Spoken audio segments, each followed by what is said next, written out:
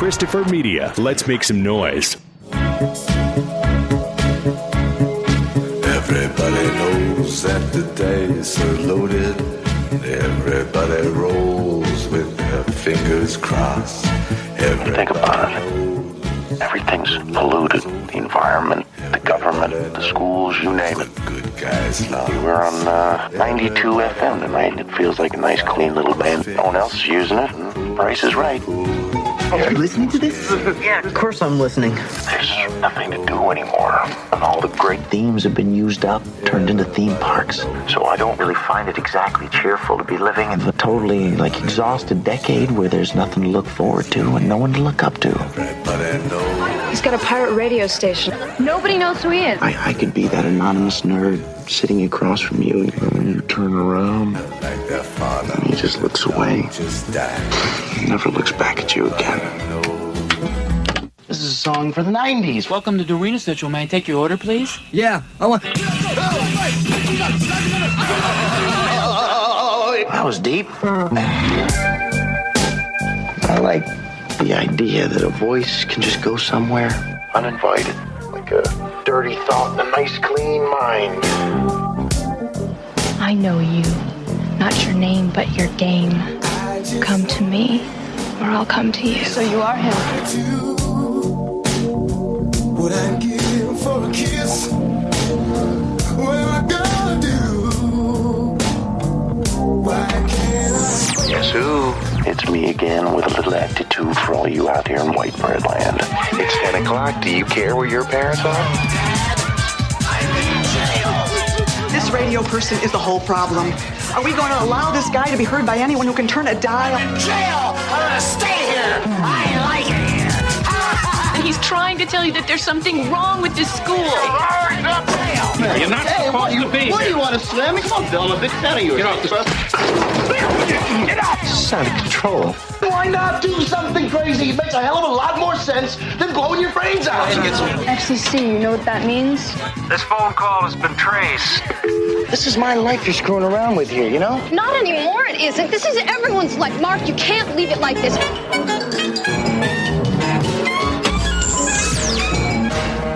You out there? You listening?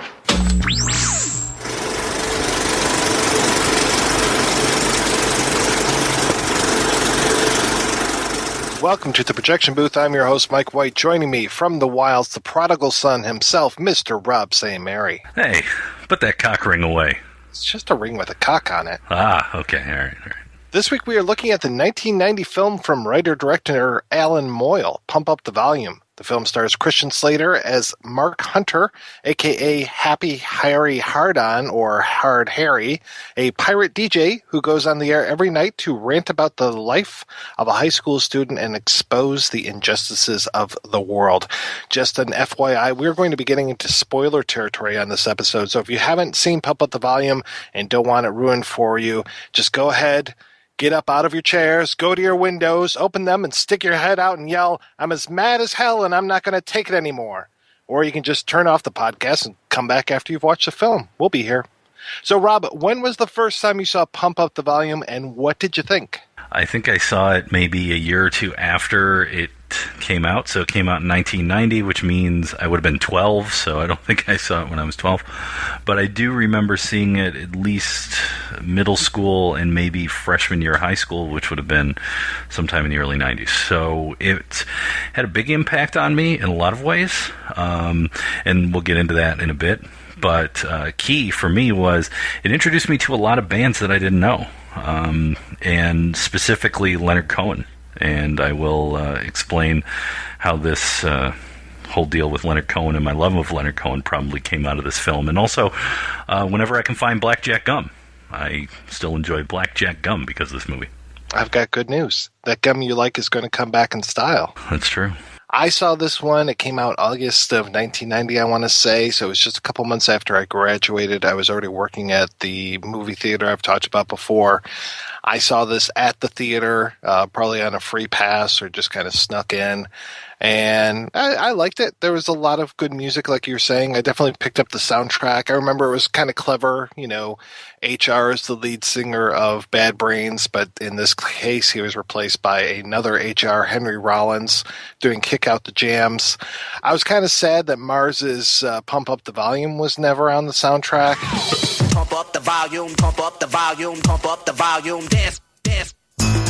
That would have really fit right between Soundgarden and Sonic Youth, but oh well, not alphabetically, obviously. I liked the movie. I didn't love the movie. I had something against Christian-Slater at this time. I had only seen him in Heathers before. Which is funny to me because he had only been around a little bit at this point. I mean, he did this and maybe Tucker? Or was this before Tucker? Well, he had done Heathers at this point, right? That was 87? 89. Okay.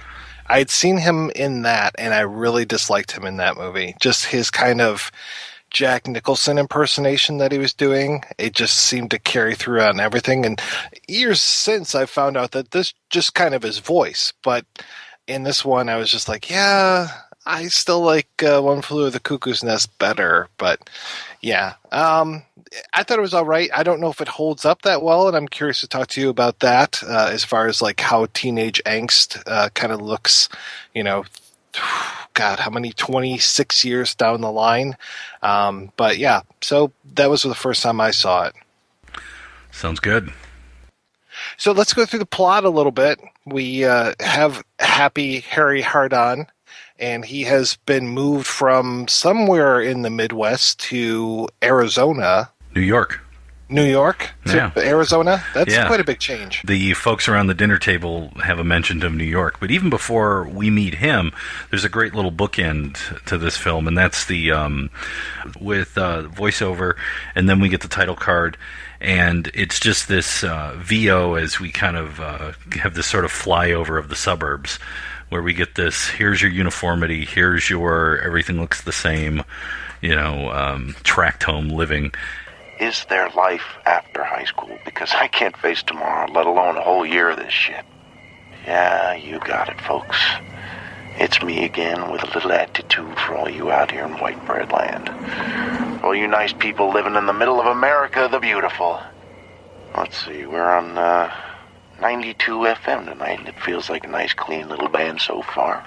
No one else is using it, and the price is right. And yes, folks, you guessed it. Tonight, I'm as horny as a 10-pecker house, so stay tuned because this is Hard Harry reminding you to eat your cereal with a fork and do your homework in the dark. And then we get to the school, and we really don't see him or anything like that until we get to the first time he's on mic. And, of course, we hear the tones of Everybody Knows by Leonard Cohen and the opening credits. Yeah, over all of the accoutrement of Mark's room there, or is it more like a garage space or something? It seems it's the basement, is what I've been led to believe. It's the basement of the house, so it's sort of like he's taken over the basement. And as I was rewatching it, I realized that this whole movie could have been over pretty quick if the folks actually went into the basement at some point beyond the one point later in the film, in the third act. I guess they could have figured out that he was the pirate DJ. But anyway. Yeah, he's got a lot of shit in his room. And it's good at one point we see him like burning letters and stuff, because I'm like, okay, at least he's getting rid of some of the stuff that's in that room, because it seems to be kind of a mess, But yeah, his folks definitely ascribe to the horror film axiom of don't go in the basement. Exactly. There's such many horror movies. And at first I thought this movie was going to be much more about this pregnant girl, Cheryl, who is being kicked out of high school, and it seems to be kind of like a scandal there, and that seems to be kind of Mark's first thing that he's really kind of standing up on his soapbox about. I was curious, how long do you think Mark's been doing this broadcast? Because he seems to have a pretty healthy audience at this point. To me, it kind of seems like from the parents' conversation around the dinner table that I can deduce that maybe he's been there most of a school year is what it sounds like. So I don't think he's been there multiple years because his character is very isolated. He doesn't talk to anyone besides a teacher at one point. Doesn't seem to really have any friends. He talks about that as well. And his father has taken this position in Arizona, has come out there to basically be the superintendent of the school district, is what I'm understanding. And it just sort of seems like maybe they moved in the summer and then school started, so maybe kind of doing the timeline, this could be, I don't know, February, March, April. It's hard to tell because it was shot in Arizona. I mean, if it was shot in the Midwest, maybe there would be snow around or something. Right. Yeah, and he's kind of had this agreement with his folks that basically he gets good grades and they leave him alone. Yeah, which is usually what most folks want for their kids, especially in those angsty teen years where they don't really want to deal with them. Right. You just go down in the basement, you watch your movies, you do whatever you need to do, and as long as you bring home a good report card, you're all right. Yeah, and we get this sort of feeling with his character. He says it in a couple of parts, and there's even an allusion to, I think, what is it, For What It's Worth, the old song from the 60s. It's old, sorry, if anyone's of that age. Come on, people now, smile on your brother, all that thing. And to me, the whole film is this generation gap between the boomers and the Gen X kids. And it just seems that he's pulling up all of this stuff and throwing it in the faces of the boomers and saying, basically, you're sellouts. I don't know. Everywhere I look, it seems like someone's getting butt surfed by the system. My parents are always talking about the system and the 60s and how cool it was. Well, look at where the 60s got them, huh? Come on, people now, smile on your brother. Everybody get together, try to love one another right now. Well, that was the 60s. This is a song for the 90s from my buddies, the Descendants. Welcome to Dorina Central. May I take your order, please? Yeah, I want... Whales fur with that? Why don't we listen to that one again, huh? Welcome to Dorina Central. May I take your order, please? Yeah, I want... You want whale sperm with that? I hate the 60s. I hate school. I hate principals. I hate vice principals. But my true, pure, refined hatred is reserved for guidance counselors. You could have had your revolution. You could have changed the world, but you didn't. You bought in. You became yuppies. You became strivers. And now you're pushing that yuppie striving stuff on us. And that it doesn't feel authentic. I mean, I think that's the one thing that I got from this film. And I had to, just rewatching it now after years. It seems very sort of in that mindset to me that this is almost the beginning of that idea of plastic suburbia, like a strip mall every 5 miles that looks like the strip mall 5 miles back and all of that, and just kind of going, really? Is this what it is? And he's got that whole line in there about, I'm tired of living in this exhausted decade that feels like, all the great themes have been bought up and turned into theme parks.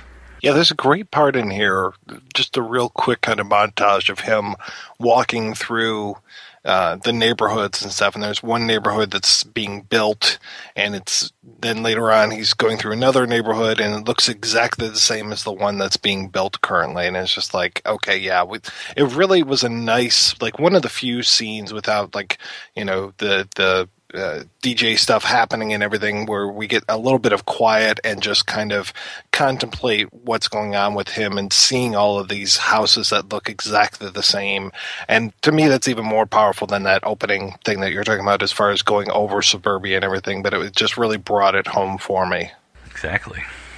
And the parents too, I mean, I kind of get this feeling that the parents have bought in, and he talks about, they were always against the system, and even his mom says that to his dad, you used to be a young radical and used to be against the system, and it's like, yeah, now I am the system. So it's the idea that they've basically bought into it. And then at the same time, and I kind of really noticed it this last watch, which I really didn't get the first time, is that if you look around the school, there are these like one-word slogans.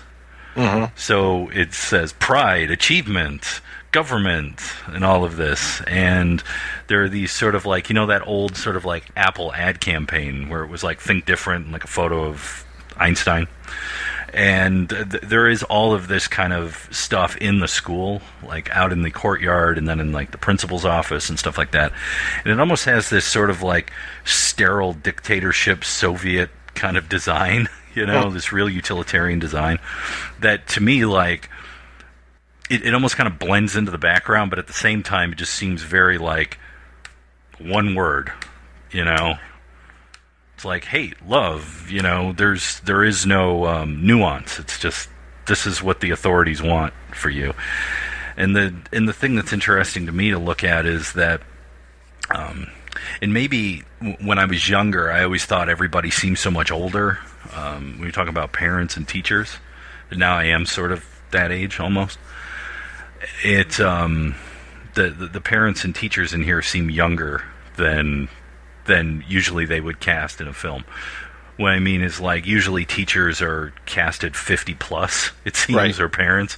And in here, you get the feeling that these parents are mid-40s, maybe, So maybe they had him when they were in their mid-20s, mid-late 20s. So everyone seems young to me as I look at this. Yeah, they definitely. I mean, the one teacher who's kind of his compatriot, played by ellen-greene, she definitely seems much younger than I am right now. Yeah. It just feels like that. It must just be with age. It could be, yeah. Even the principal, Mrs. Crestwood, played by Annie Ross, she doesn't seem that old. She doesn't seem like the principal from Back to the Future, who was old back in the 50s, and he's old in the 80s as well. He's the guy's always bald, Yeah, and like I said, talking about sort of this age gap and everything, you notice that in the basement he plays, The Descendants, he's got these punk records, he's borrowing records from his parents' record collection to a certain extent. I think maybe Leonard Cohen would be something that his folks would be into, not necessarily him.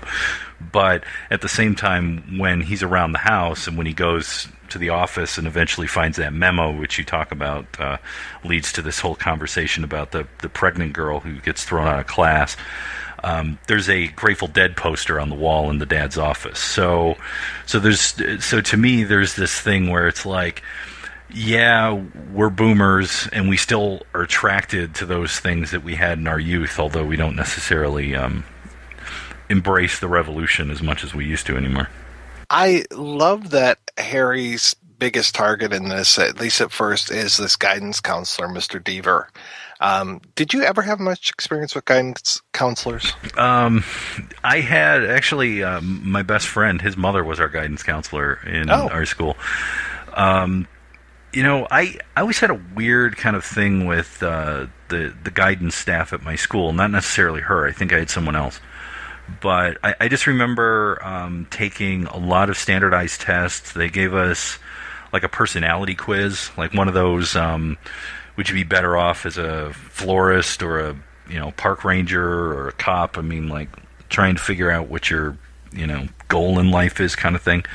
But I really think that the guidance counselor and some of the teachers who are aligned with the principal, who is shoving people out of school because their test scores are not where she wants them to be, just all represent various sort of like vassals of the system. If you get the idea that, Crestwood represents this sort of totalitarian, Joseph Stalin kind of character, then she has the commissars who are out there doing the dirty work, cracking heads, literally at one point for her. So, yeah, I was very surprised that Mr. Murdoch takes a swing at that kid. I was like, oh, okay, I can't imagine that happening today. Yeah, I mean, this was, I think, in the state of Michigan. I don't know if this is a federal thing, but in the state of Michigan, I think they got rid of corporal punishment around 1986. And the reason why I remember this is because I was rather disruptive and rambunctious in my youth,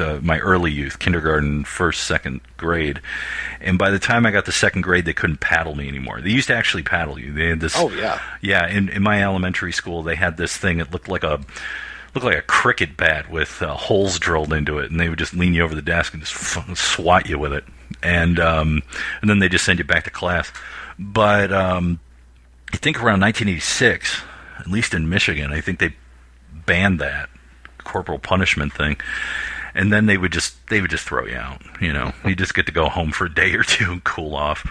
Right. But so the idea of the one teacher getting physical with that kid in this era still is kind of like I could see it. I mean, like, granted, you wouldn't punch a kid in the face if you were a teacher, but I could still see some sort of, like, principal grabbing the kid or shoving up against a wall or something like that. That wouldn't be out of line. There's a couple of things in here actually that I think really you just couldn't do today. Like, for example, the character that Christian Slater plays, he smokes. Like a teen character who smokes. Just smoking in film in general is a lot less than it used to be. Right. Yeah, rated X for smoking. Yeah, and then also, and Allan-Moyle talks a little bit about this in the interview that you'll hear in a bit, when Samantha-Mathis takes off her sweater in the one scene, and she's topless, completely bare-chested as he is, that I don't think they would do in a movie that quote-unquote is for teens. There's just, and then I think it's a rather brave film in certain ways, because it does have conversations about teen suicide and also homosexuality, but it's not in that sort of after-school special kind of feeling that hey, we're gonna make a real serious point about this one thing, kids. It's just sort of, this is just the general, this is the life that everyone has to live. So let's just kind of talk about it. Well, yeah, I was noticing today that there are a few letters that Harry reads on the air, and one of them is from the Samantha-Mathis character. Nora De Niro was her character name, where she writes to him and basically is writing these kind of like bad poetry, sex fantasy kind of things. There's the one where the two girls have written about one of their brothers trying to sleep with them, and then that ends up being kind of a hoax, apparently. But there is the teen suicide letter, this guy Malcolm, and then there's the one gay teen who talks about his experiences, and then the other letter that gets read on the air is actually a fake letter, and that's just Mark talking and basically being himself, or having written a letter to himself almost. And I found that to be the most interesting one, because he can't seem to connect to anybody except through the microphone. And I really appreciate that about this character, that when he's at high school, he's really quiet and reserved and stammers and all this. And it isn't until he gets in front of the microphone that he's able to really find his voice. And that's the thing that's interesting for me is, I've been in, I guess, some form of radio coming up now in 15 years. I didn't necessarily think of this film as an influence on my radio career, but maybe it was, because this was one of those movies that I watched in my early teen years that I really enjoyed. But the one thing that I realized in reference to his character in that way, that he has trouble sort of relating to people in the real world, but when he's doing the job, when he's that character, doesn't have a problem. And this is something that I kind of realized about myself years ago. And you sort of see the same thing with performers. Like if you interview famous folks, they will often say, when I'm in character, when I'm doing the job, I'm fine, but I have trouble relating to people in one-to-one or in public in that way. So, for example, with myself being in radio, I've interviewed presidents of the United States. I've interviewed people on the street, all kinds of folks. I've even, as it was, because I was doing hard news for quite a long time, would go into situations and I'd have my mic and I'd ask somebody a question and then we'd get upset with me, and that was fine. I didn't have a problem with that, because I realized that what they were rejecting, who they were getting upset with, wasn't me. They were getting upset with the reporter. And it's that microphone, it's that thing, that's between me and the world. And if it was just me without the microphone, I probably wouldn't have been as bold. I probably wouldn't have asked those questions. I probably wouldn't have been able to do it, because I think there was part of me in my youth that would have said, they're rejecting me, not the reporter.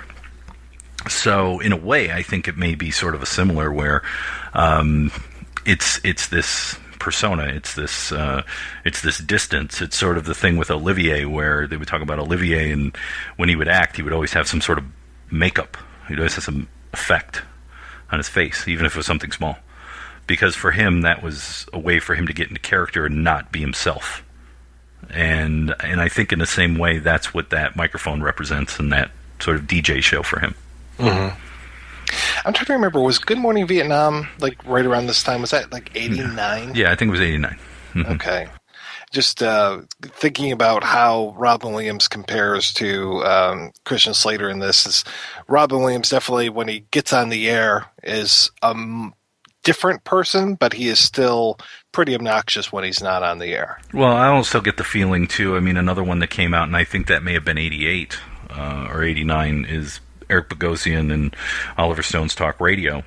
And the character that he plays, Barry, is just more amped up on the air than he is when he's out in public. Because he's out in public, and we see some scenes of him, I believe Bogosian's character at like a basketball game with his girlfriend or something like that. And he still has a lot of these ideals and a lot of these things in his character. But obviously he's not ranting in public like he does behind a microphone. Right. Eric Bogosian, I always thought would make the perfect, if they're going to do a biopic about Lenny Bruce that didn't star Dustin Hoffman, I thought that he would be the perfect Lenny Bruce for a movie. And so it's ironic that there is some Lenny Bruce in this one as well. And talking about those 60s ideals and everything, we have kind of a throwback. And Lenny Bruce famously, not necessarily respected that much in his own time, and definitely, put down by the man. And I feel that Mark and Lenny actually shared a lot of the same qualities. Yeah, there's the scene in there where he goes to the library to return the book. And I don't know, it's a high school library. I'd have to say, for Crestwood to allow How to Talk Dirty and Influence People by Lenny Bruce to be in the high school library is pretty progressive. It was Lenny Bruce's ghostwritten autobiography. It was actually written by Paul Krasner, who used to do. He had a magazine, and Krasner also was an editor at Hustler at one point. And he is another one of my favorite satirists who, not a lot of people know him, but you should definitely look him up. But that book is quite good because it goes into a lot of the, if you've never read it, it goes into a lot of his stuff about his youth and growing up and him trying to figure out the world. So in a way, it kind of does echo, as you were saying, sort of Mark's own journey in trying to figure out what this whole growing up thing is all about. My high school library, I loved it. They would celebrate Banned Book Month, but then they wouldn't carry things like Slaughterhouse-Five because it's dirty, Yeah. Yeah, we celebrate Banned Book Month by banning books. That's not how it works. Yeah. Yeah. So. Yeah. Then we'll have a book burning out back at 5 o'clock if anyone wants to stick around. The one thing, so I wanted to get back to guidance counselors, and I just wanted to rail a little bit about my own guidance counselor, Mrs. Browbeater. She was terrible, absolutely terrible. Was her name really Browbeater? No, it was actually Brock Brader, but one of the teachers would call her Mrs. Browbeater, which I found to be amazing. She was, she was terrible. I was in all of these advanced placement classes and stuff, right? And I had no idea until after I got to college that there's such a thing as an AP test where you can test and basically get college credit for it. So I took all these AP classes basically for nothing. It was like, okay, great, thank you. I'm glad you were such a good counselor to even tell me any of that stuff. And when it came to going into colleges and stuff, again, useless, completely useless. Well, you should be happy that at least you had AP courses. In high school, we went to ask about getting AP courses, and we were told that by our principal that to create an advanced placement curriculum within the school would create a elite group of students that would make other students feel uncomfortable because they couldn't achieve at the same level. That's no bullshit. That's actually what he told me. Wow. So, to which I said to him, well, we have the autistic kids on the second floor. I wonder if they feel weird being, put off by themselves, and do we feel weird for them being put off by themselves in a particular way? So attitudes like that eventually led to be honest, my own sort of version of Hard Harry, although I was a magazine, a zine publisher, I'd have to say, a Xerox zine publisher with a friend of mine, and we did 5 issues my senior year, and I know that the principal didn't like it, and there was some discussion of them trying to shut us down, to which I let it be known loudly in his presence that if he felt that would be a good idea, I would be more than willing to tell the local media, given the fact that I have the valedictorian and salutatorian of my class on my staff, so I'm sure they would have a field day with the administration here cutting back on free speech for kids who are trying to be creative instead of destructive. I was on the school paper doing a lot of hard-hitting news, like who was named band sweetheart, that kind of thing. Yeah. And we were WikiLeaks before WikiLeaks, because I was on the school paper too. Geeks out here, kids. And they wouldn't run certain things because they were afraid that the administration would get upset. So we stole them and reprinted sections of them in our paper.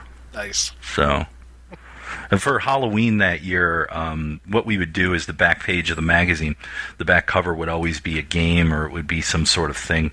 And for Halloween that year, we included string, and my friend Chris drew a lovely mask that looked exactly like the principal that you could wear for Halloween. I found out years later that apparently the woman that ran the school newspaper wanted to burn me in effigy. So seeing the principal in this movie burn in effigy, I was just like, oh, yeah, I can relate to that. Yeah. Which was another, now that you bring that up, is another thing that I don't think you would see in a teen movie nowadays, especially considering that not only do they burn the principal in effigy, but they hang her in sort of a mock lynching, which...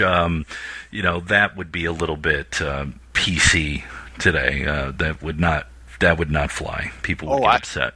I don't see much of this movie flying in a post-Columbine world. I mean, let's trash the school. Let's, and by the way, where do they get that huge erect penis that they are trashing the school with? Like, at a moment's notice, they just have this giant cock battering ram looking thing. Yeah, it was amazing.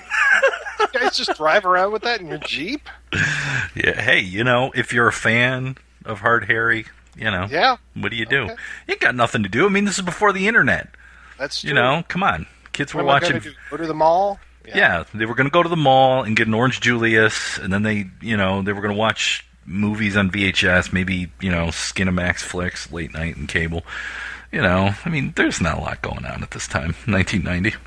Yeah, you could be like me and my friends and just get together and watch blaxploitation films. Yeah, well, you're weirdos. So I kind of think that Harry is acting as the maybe not the best guidance counselor in the world, but definitely a guidance counselor, and definitely doing a lot of things that the people at the school are not doing. And he's answering the questions and addressing the issues that these kids actually want to ask and get answered. And he's able to do it with the anonymity of the microphone, though he does reach out and call people quite often, which I found to be good as well. Though I'm always curious how his voice modulator works on the phone and stuff, but I'm not going to get into the scientific stuff about that. Yeah, don't get into that. No. The thing for me is, for him as a guidance counselor, is that by showing up the hypocrisy of the adults, he's setting forth a new sort of philosophical idea for going forward. Like, for example, this to me also is not only a condemnation of the failed baby boomers, but also at times the 1980s. and into the into the 90s, the idea of the striving culture, the yuppies, and things like that. And especially when you look at the character that the Paige Woodward character, and her father's like, oh, you got an interview with Yale and all this, and he's all excited, and she's, kind of going along with it because that's what Dad wants, and then she eventually blows up all of her stuff in the microwave and gets in front of the PTA or whatever and tells them that they're all out of their minds and they need to chill and listen to their kids more. But that to me is really sort of looking at the idea of this striving culture, because I had a lot of friends in high school that their parents had pushed them towards certain things. Like, I remember one friend of mine going into the medical field, and I was like, well, do you really want to do that? And it's like, well, my mom wants me to do it. And I'm like, well, it's your life. I'm like, is your mom going to live your life for you?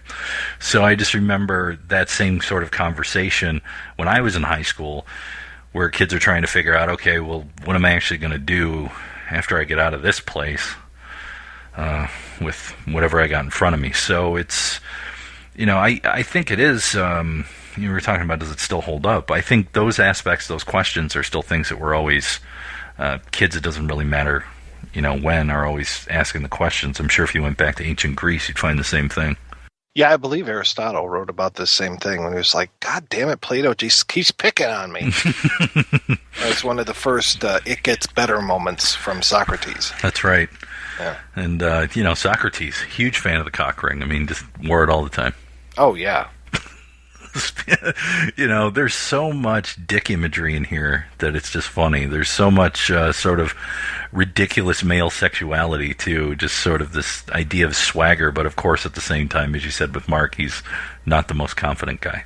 Right. He even reminded me a lot of like Superman, where his hair even seems to change when he's on the mic, and he takes off the glasses and everything. So he definitely makes even like a physical transformation when he's on the air. It's interesting that he's on the radio, he's playing music, but we really don't get a whole lot of him playing music, more of him talking. And I guess it would be kind of boring to just do a whole lot of like musical montages as people are sitting there listening. But I definitely, of course, appreciated the soundtrack to this quite a bit. And I was very surprised when we were rewatching the film again today and like, oh yeah, I forgot that, Titanium Expose is in this, or Heretic, or some of these great songs that, it's just like, oh yeah. So it was such a good soundtrack at the time. Yeah, then the thing talking about the soundtrack that kind of threw me off for years, and for some reason I never bothered to read the end credits. Maybe because it was on VHS and it was hard to read. But even those opening credits were kind of hard to read. That red text and stuff. Yeah. I was like, what is their role? Yeah. But for a long time, I didn't know it was Leonard Cohen. I bought the soundtrack. You would have thought that because the soundtrack didn't have the Leonard Cohen tracks on it. It had Concrete Blonde's version of Everybody Knows, which is a more up version, and it's expurgated. There's like half the song isn't on there. Like, they cut a bunch of stuff off it. But I didn't bother to look at the writing credit for the song, so stupid me. But it took from when I saw this movie, probably in 92, until about 96 before I finally figured out who Leonard Cohen was. And it was because I had a friend of mine who he was a couple years older than me, and we were in a community college play together. We went to his house to hang out, and he put on I'm Your Man, the Leonard Cohen album, and Everybody Knows came on. And I said, holy fuck. I'm like, I've been trying to figure out who this is for years, because I didn't know who it was. And to be honest, and this is going to show how ridiculous I was in high school, I actually thought he was a black singer because he had this really deep voice and real soulful voice. I go, that's got to be a black dude or something. And, because that's just where my mind was thinking when I was like 14, kind of like for a long time I thought David Clayton Thomas of Blood, Sweat, and Tears was a black guy. But for some reason, I thought he was a soul singer. And once I found that out, by the time I was, 18, I just became a huge Leonard Cohen fan. And Everybody Knows, and the other one that's in here, If It Be Your Will, off Various Positions, is also a great record and a great song. So it's kind of interesting how Leonard Cohen plays in the background in here. And I think in a way is kind of this, maybe this generational link between the folks and the kids, in that you have Cohen, who came about in the 60s, and then he was doing this stuff in the 80s into the 90s, and then in another way, if you look at some of the other songs that are in there, you talked about Kick Out the Jams with Henry Rollins and Bad Brains, of course originally put out in 1969 by the MC5, our Hometown Boys. So that to me could be another sort of generational link, although done in a different way. And that's the thing that I see the film, like I talked about before, is this kind of like punks looking at the boomers and going, what did you do? Right. You know.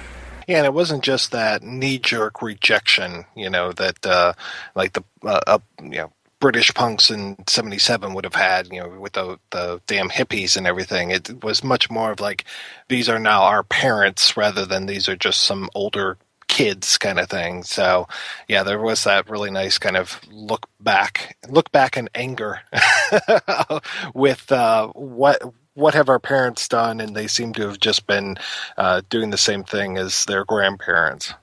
Yeah, and I mean, I think you kind of find the same thing even within the American punk scene in the 70s, where it was like, all right, our folks bought into the uniformity of the suburbs and then we rejected it, or we couldn't, people I talked to when I was doing the book, which had a lot to do with sort of this people that grew up in the punk era, they were like, look, when I was in high school, Watergate happened, Nixon happened, all that stuff happened, so that made me go, well, all politicians are lying to us, Vietnam was just ending, and just saw how that thing just kept going on and on. So there was this sort of like, our parents screwed us. So I guess maybe every generation looks at, the younger generation looks at their parents and says, you screwed us. So how did the Gen Xers screw the millennials, I guess, is the next question. Yeah, I'm sure we did something wrong. I don't know what yet, though. We didn't put enough stuff out on YouTube to be remixed these days. Yeah, I don't know. Yeah. The whole thing of Mark's father being involved with the school, I didn't really get that for the longest time until at the end when suddenly he's at that PTA meeting. It's like, oh, okay, is that your job? And like, I knew that Mark had taken stuff from his dad's office and that he obviously had confidential stuff from the high school, but it's just that I kind of missed his presence at the school and everything. So I almost think that would have made it a little bit more powerful, that he is not only rebelling against the system, but rebelling against his dad at the same time. But then his dad ends up being the cool dad at the end and helps take the principal down.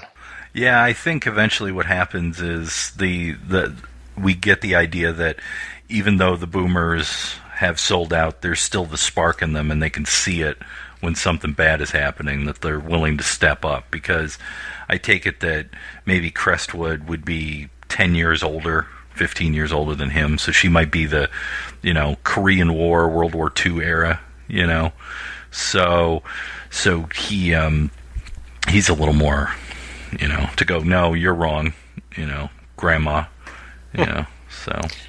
He totally reminded me, the performance of Mark's dad reminded me of Gary Cole's performance in Office Space. Yeah, but not as drawn out as Lumbergh. Yeah. I think it was the little glasses that helped out too. Right. But he did have some of those. He actually kind of looks like John Glover's character in Gremlins 2. I can totally see that as well. With the clothing and the hair and everything, yeah.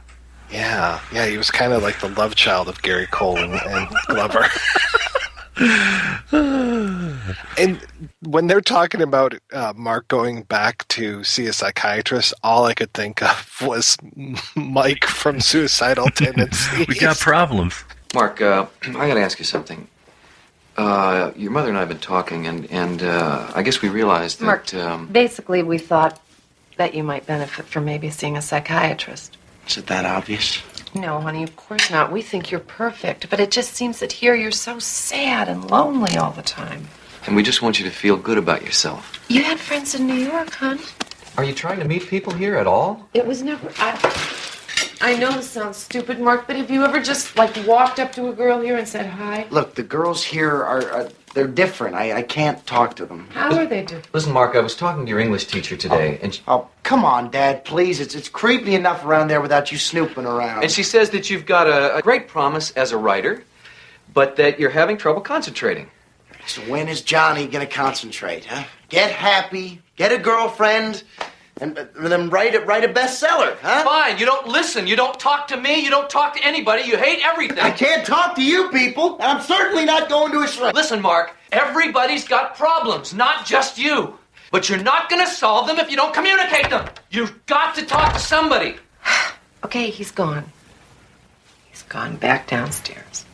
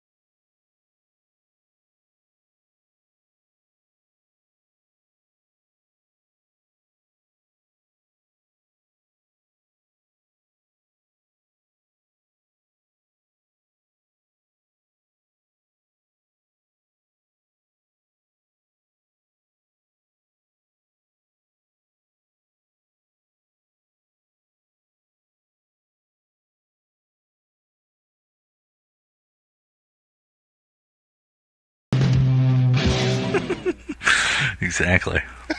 And he does. I can't remember. He is drinking Pepsi in the opening. They're talking about he's drinking a Pepsi, wild cherry Pepsi. Yeah, I mean this movie has its own sort of place in terms of product. Like I talked about blackjack gum at the top, but yeah, there's the wild cherry Pepsi thing, and then blackjack gum. So yeah, so there's at least references to a couple things that are in the culture. It's no surprise that all of the authorities, most of the authorities, are complete boobs.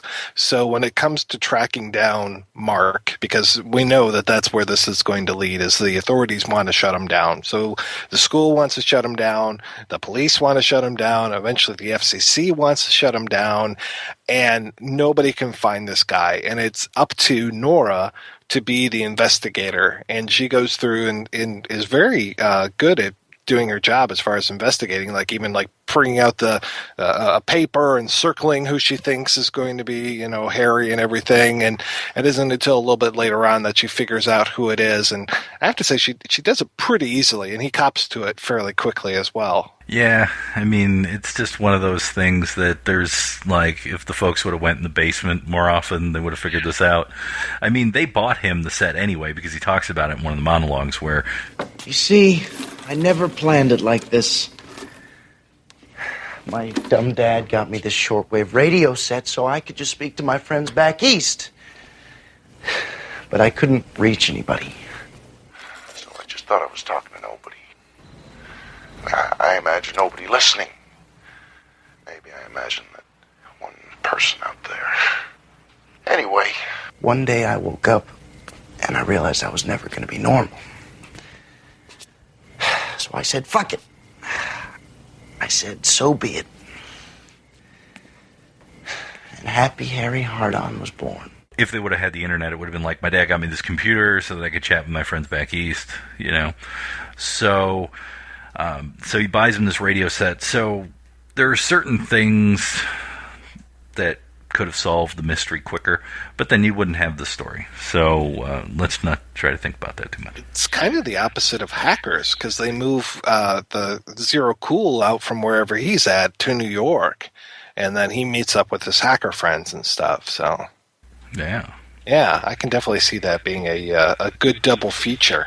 There you go. All right. I'll still watch this twice instead of Hackers once. But that's just me.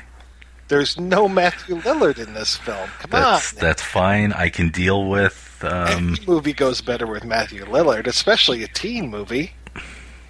I like him. He's a good actor. But, pump up the volume. Guy's got to be over 50 years old. I bet you could still pull off a teen movie pretty well. Matthew Broderick can still play teens. Get those guys and Michael J. Fox in one movie just playing teens and nobody questions it whatsoever. Right. That'd be amazing. Yeah. Yeah, that would be good.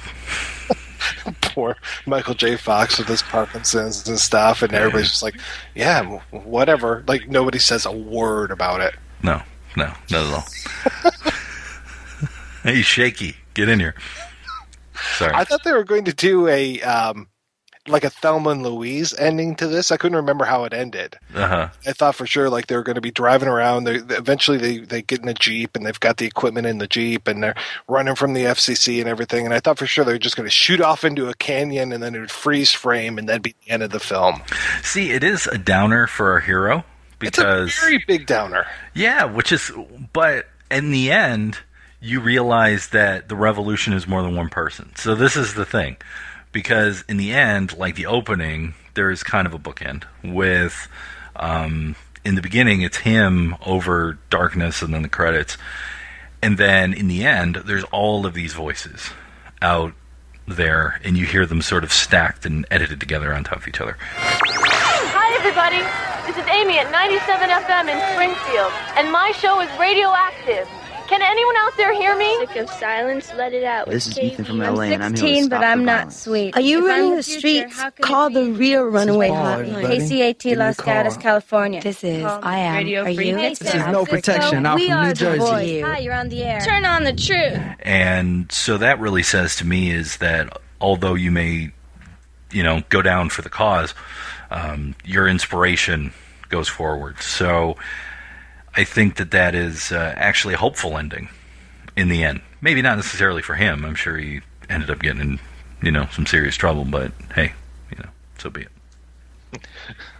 Mark Hunter was killed in jail. Just like the title card at the end of American Graffiti or something. Yeah, or the title cards at the end of National Lampoon's Animal House. Killed by his own men. Killed by his own men in Vietnam. Yeah, exactly. So. Hey, Niedermeyer. All right, we're going to take a break and then play an interview with the writer and director of Pump Up the Volume, Allan-Moyle, after these brief messages. Let me ask you a question. Are you getting enough? I bet you'd love more, right? Well, AdamandEve.com wants to give you more with 10 free gifts. First, you'll get a sexy surprise for her. Second, a specially selected toy for him. And third, a little something we know you'll both enjoy. Plus, you'll get 6 full-length adult movies on DVD.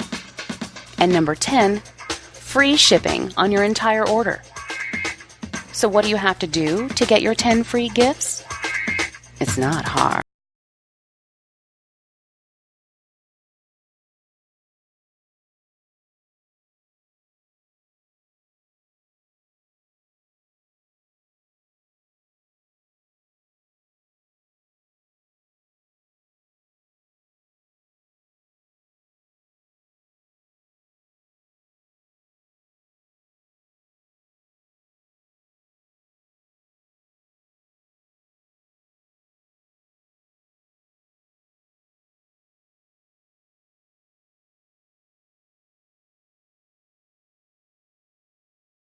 Christopher Media, the Weedsman Podcast. All right, man, it's time. It's time. Are we ready for the list?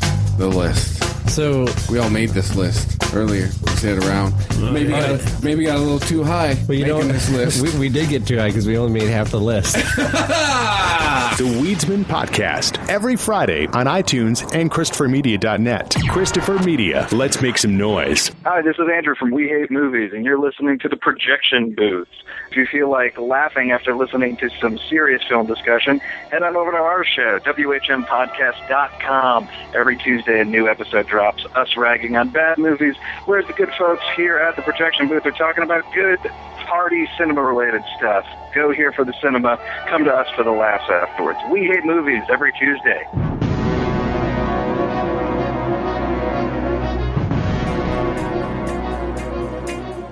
Movies need only 3 things: badasses. You tell me who you want done, and I'll do the hell out of it. A chick with drive who don't take no jive. Boobs. Do you know that the female breast, known to be the source of life since Eve, can be deadly weapons? And body counts.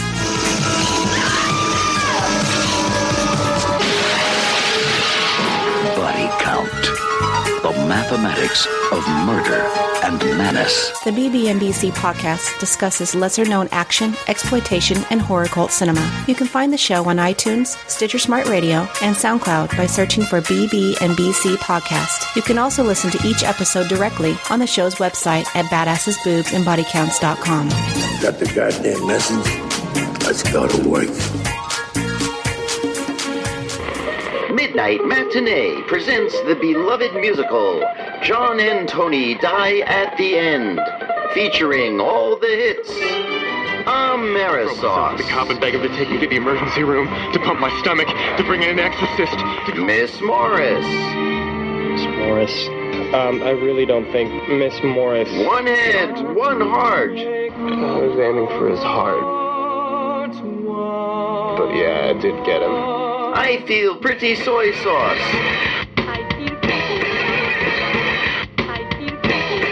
Gee, Detective Appleton. Now you're getting high, partner. On the soy sauce. It's got you. And bestiology. Up until this point, our histories were identical. Bestiology. John and Tony Die at the End. Available on Midnight Matinee at the stroke of midnight, Friday, November 13th on WFMU 91.1 FM and streaming at WFMU.org.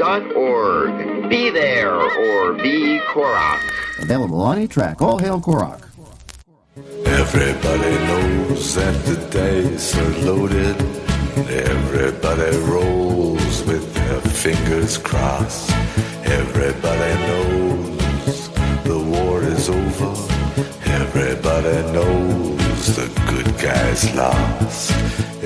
Our tastes are broad. We have interest in all kinds of stuff. I mean, my favorite film director is Luis Buñuel, but I also have a love for the film that I'm calling to talk to you about today, which is one of your movies. So, which movie? Pump Up the Volume. Really, not Empire. It's interesting. Yeah. Okay, good. So, all right, good. Yeah. So that's an unsung movie, in that it flopped when it opened, and I suppose there's a core audience for it somewhere, right? Well, you know, there's two things related to it now that I look back on it, and I have to, I guess, give you the credit or the blame, is for the last 14 years I've worked in radio, and also the movie introduced me to Leonard Cohen. So I have to give you nods on both of those, I think, to a certain extent. So it influenced your career, because you saw the movie and decided you wanted to be behind a mic. I think maybe. How old are you, Rob? 37. So that was, the timing is about right? You saw the movie when you were 10? Yeah, it was in my teen years. I saw it on video, and like I said, it had a pretty big impact on me, and for a while I couldn't figure out who sang Everybody Knows. And there's two people who sing it. Right. As you've figured out, right? Yeah, and I had no idea about Leonard Cohen, so I have to thank you for introducing me to him. He almost didn't make it into the movie because I wrote the movie with that song in mind, and because I knew him, because I'm from Montreal, and because my first wife is a recording engineer, and she worked with him, and so I wanted that song for that spot. Then the studio said it's too dreary to open the movie, because they wanted the movie to be more pop. And so we had it covered by Concrete Blonde. And then the Concrete Blonde was more rock and roll-y, as you know, right? And or more rock anyway.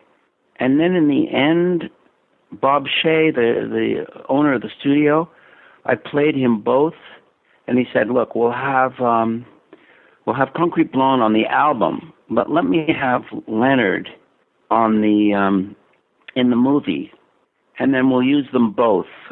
And basically later we buried Concrete Blonde in the movie, but she's prominent in the album. Does any of that make sense? Oh yeah, it makes sense to me because I grew up listening to the soundtrack record, and I was always like, why didn't they put this other version on here? And it was Well, it's lucky it just got into the movie, right? It almost didn't make it into the movie, but Bob threw me a bone at the last minute. Okay, so what can I do for you? What are your questions? I'm happy to talk with you, and I'm thrilled that you're doing a piece on Pump. Yeah. So, just to start off, let's go back to the beginning for you. You said Montreal, and there was a film that I saw recently. I think it was called East End Hustle was the title of it, and your name was on there. So you started out in Montreal doing low-budget film? Yeah. The guy who did East End Hustle was a guy I did 2 low-budget 16-millimeter blow-up movies with. One was called Montreal, Maine, and one was called The Rubber Gun Show. And we did them both. We did everything on them, writing, directing, everything. Although Frank, quote unquote, directed Montreal, Maine, and I, quote unquote, directed The Rubber Gun Show. And they're legendary little Montreal before their time, kind of like Mike Lee movies. Do you know Mike Lee movies? Mm-hmm. You know who Mike Lee is? Of course you do, right? So they were exactly that, but 20 years earlier. And Canadians know about them, but America, they never got distributed, really. But they started our careers, so, who's to... And a lot of the use of music, i.e., instead of scoring, use songs, was learned on those 2 movies. Is that was your entry to filmmaking, or did you have something earlier than that? Did you go to school or anything? No. I tried to go to film school at McGill. I had taken a break from school. I did 1 year of McGill. Then I traveled the world and ended up in New York, where I worked as a PA on some movies, even as an actor in a movie called Joe. And then I decided, this is fun. I want to go to film school. So I went back to Montreal to McGill to see if I could enter the film department, which was nascent at that point. And they said, basically, no, you can't. You don't have the prerequisites. You have to do another year of normal classes in order to get into our prestigious film class, which was ironic because at this point I'd worked on more movies than the professors, right? But they said no, luckily. And so then I said, well, I'll just teach myself by making the movies, which turned out to be more fun. Does that make any sense? Oh, yeah. Well, you talked about Joe. Is that the Peter Boyle film, the John Avildsen movie? Yeah, I'm in that movie as a young man. I get killed in the end. I'm one of the little hippies that gets killed in the farmhouse. But mostly, I worked as a PA on it, and that changed my life. Which is interesting because I have another friend who worked on that, and that was Lloyd Kaufman, who now runs Troma. Yeah, well, Lloyd Kaufman's a friend of mine, and I worked on his movies, his crazy movies. And Lloyd and I were the same age and the same era. I didn't like his aesthetic taste, but we were all young and doing whatever we could. I've acted and PA'd and crewed on a lot of his early movies. Lloyd, is he still around? Is he still making those movies? Oh, yeah. He's still doing it. Good for him. I know his expressions. Alrighty then, right? Do you know that one? Alrighty then. What's another one? Alrighty. I'll think of it before the end of this conversation.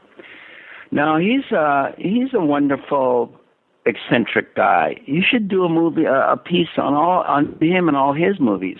Right. Because they're all of a piece, aren't they? Yeah, we did a few of them already, and we also had him on to talk Saturday Night Fever because he was originally hired on with the Avildsen crew for that until John Avildsen got replaced by John Badham. That's an interesting story, isn't it? Yeah, that's a good one. And but I think he was too young to have been creatively involved. He was probably a PA at that age, right? Was he, or what was it? Remind me. He was doing locations for that, and he also did locations for Rocky as well. Okay, good. Yeah, fantastic. Yeah. Well, if you see him, say hi to him for me. Yeah. So, you had mentioned Rubber Gun Show, and in there you're both an actor and also writer and director. And, at the time, how was that for you in terms of balancing that ability, to be in front and, you didn't have a video tap then like you do now. We had a poor man's video tap in that we shot the whole movie, or lots of it, on these Sony Portapacks, half-inch black and white video, which we got from McGill, which we borrowed or liberated from McGill. So we had these Portapacks. This is so before your time. It's laughable.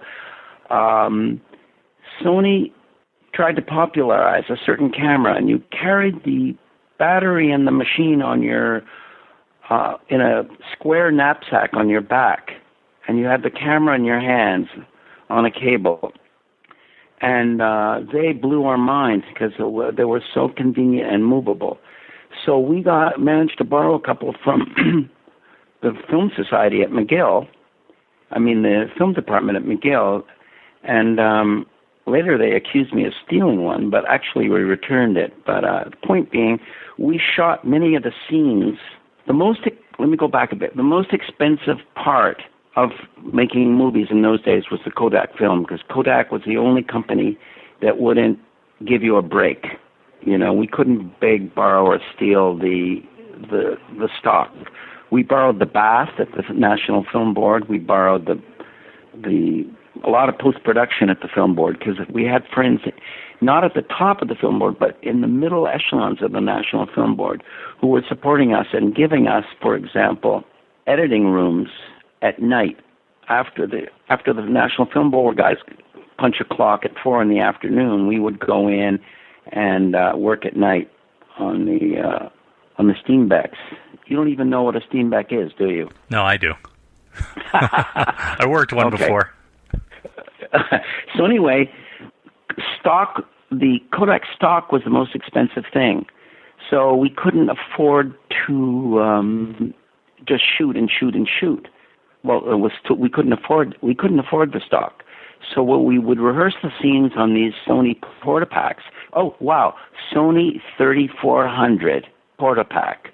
Look it up; it's amazing. And we shoot difficult scenes with that as rehearsal, and then shoot the thing with the valuable Kodak negative. And even then, it was tricky because on Rubber Gun Show, we shot at a ratio of 2-to-1. In other words, the entire movie was 3 hours of actual negative film, and then we edited it down to 90 hour and a half, 90 minutes. So that's 2-to-1. So and then we're in Germany showing it at film festivals, and they're saying, "Why did you do this? Why did you do that?" And mostly the answer was, "Well, that was a mistake. We would have done it better if we'd had more film or more skill." One of the people you worked with on that was Stephen Lack, and I was wondering if you could tell me about how you met him. Central guy. Right. Central. If you're going to do a piece on, you're not doing a piece on Rubber Gun. He's central to the Rubber Gun Show. It's basically, we started with his personality and then wrote the script around him. And he's got a credit as scriptwriter, but he never lifted a pencil. It was all just us listening to him talk and then transcribing. Do you know what I mean?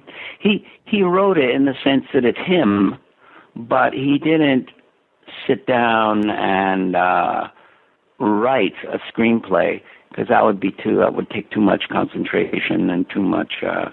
It's not his style. Do you know what I mean? And but he's the genius behind that movie. Both of those movies, Rubber Gun and Montreal, Maine. I mean, in Montreal, Maine, he plays a small part, and then we built his small part. We spun it off into a whole movie for him. One of the films you did later was Times Square, and I know that the version that came out to theaters was not your original vision for it. How did that sort of impact you to have it recut?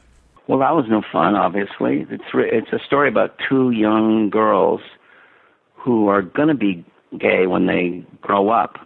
They're finding their way into their sexuality and in their beingness in the movie. And then the studio got nervous about the gay element and cut out all the scenes in which they kiss. Basically, in my opinion, ruined the movie. So I don't know how that happened, but there's a similar story. One of my favorite movie all time is a movie called Performance. Do you know it? And you know it sat on the shelf for 10 years because the wife of the distributor, after seeing a screening of it, said it made her physically sick. Isn't that rich? And I think the same thing happened with us. The wife of the distributor said Times Square made her sick, so they dumped so they cut it. And I, of course, my director's cut was over, and I was pushed off by then, and I had no control over it. And yeah, it's a shame those things happen. And my gay girlfriends can still enjoy the movie because they can see the subtext. They can fill in the blanks. But it's I don't know. Have you ever seen the movie? It almost sounds like what you were saying in a way, like pre-code Hollywood or even code Hollywood, where they started putting the censorship in and all that subtext is in there if you know what you're looking for. Yeah, but this was, a little bit like that. Yeah. Well, they couldn't cut it all out. I mean, the girls fall in love in the opening scenes in the hospital, but they don't actually sleep together. And by the way, they didn't go down on each other. There's nothing like that. It was very sweet, but still scary to people that are afraid of homosexuality, right? And way before its time, and it's a shame, you know. But let's see, the gay girls can still enjoy the movie, but if they could only see the way that it should have been. I'm only talking about 3 or 4 scenes, also, but nasty. Has there ever been an option for you to get those back, to put it back together? That was pre-digital, and we don't have. I'm sure the outtakes are thrown out. Stigwood's company is dead. I thought because Stigwood is gay, I thought I would be in good shape by making the movie with him, because a couple other places wanted it. But I thought I'm going to go with the crazy gay guy on the yacht and the coke and everything, because he's going to protect the subject matter. But these gay guys are still in the closet. That's tricky. So he didn't protect the gay content in the end, as he should have. I blame him. He's dead now, right, Stigwood? Or is he alive on life support somewhere? Yeah, it says Robert Stigwood? It says he's still alive. He's 81, I guess, but I don't know what he's doing now. He did so much alcohol and drugs. He's probably just being tube-fed. And anyway, that's that little story. Yeah. What movie are we talking about, young man? We've gone through all the movies, including Joe. That's hilarious. Well, we're getting there now. You love movies, don't you? We're just big movie fans here. That's why it's the projection booth. Performance is the movie that I would like you to do a piece on. The best movie ever made, ever. Most people haven't seen it. Yeah, well, you're easy to talk with. You know why? Quick quiz. Why are you so easy to talk with? Because I know the work and I enjoy it. You love movies. Yeah, you impress the interviewee with love of the work. Yeah, fantastic. There was a 10-year gap between Times Square and Pump Up the Volume, and was just going to ask, what did you do in that time, or did you find it hard after that experience to get your next film placed? I was depressed after Times Square, and I basically quit for a while and did various things. Like I lived in Greece for 3 years. I went on vacation. Every time I get disappointed in the business, I turn away, and then something brings me back. The latest episode of being disappointed in a movie is the last movie I made, called Weirdsville, a Canadian movie about drug addicts in the snow. And I think it's fucking brilliant, and so did Hollywood Reporter.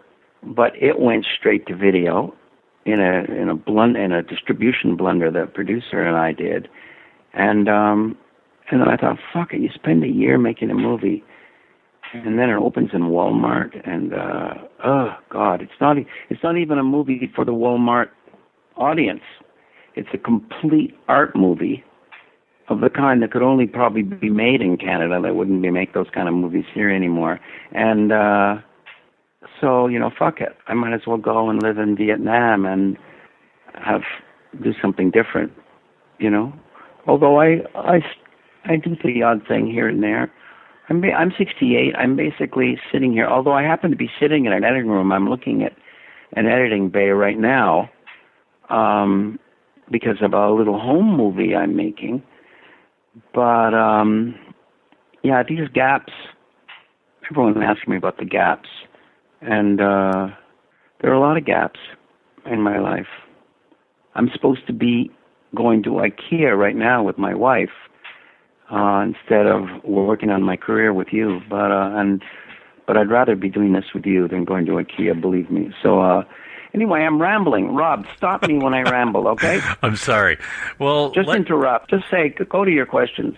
So did that... I have no idea what you want. So did that sort of depression and all of that feeling, is that where Pump Up the Volume came out of, which I heard the original title was Lean on Me originally? Is that true?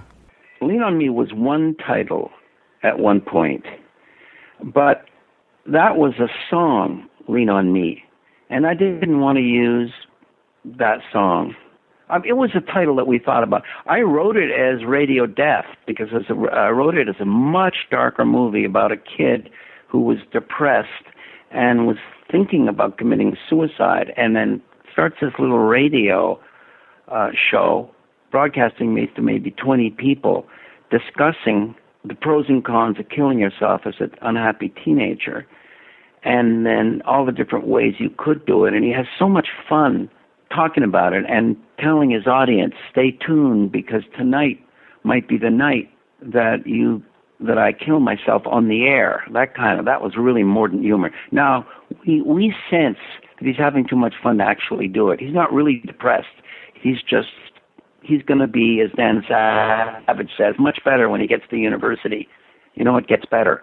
But so from this dark little movie, which I wrote, and then a Canadian company, actually not even a company, a guy, Sandy Stern, the producer of A Pump, crucial person in the making of the movie, found the script, which was probably too dark to be made anywhere, and said, why don't you just make this movie more palatable, and then we could get it made.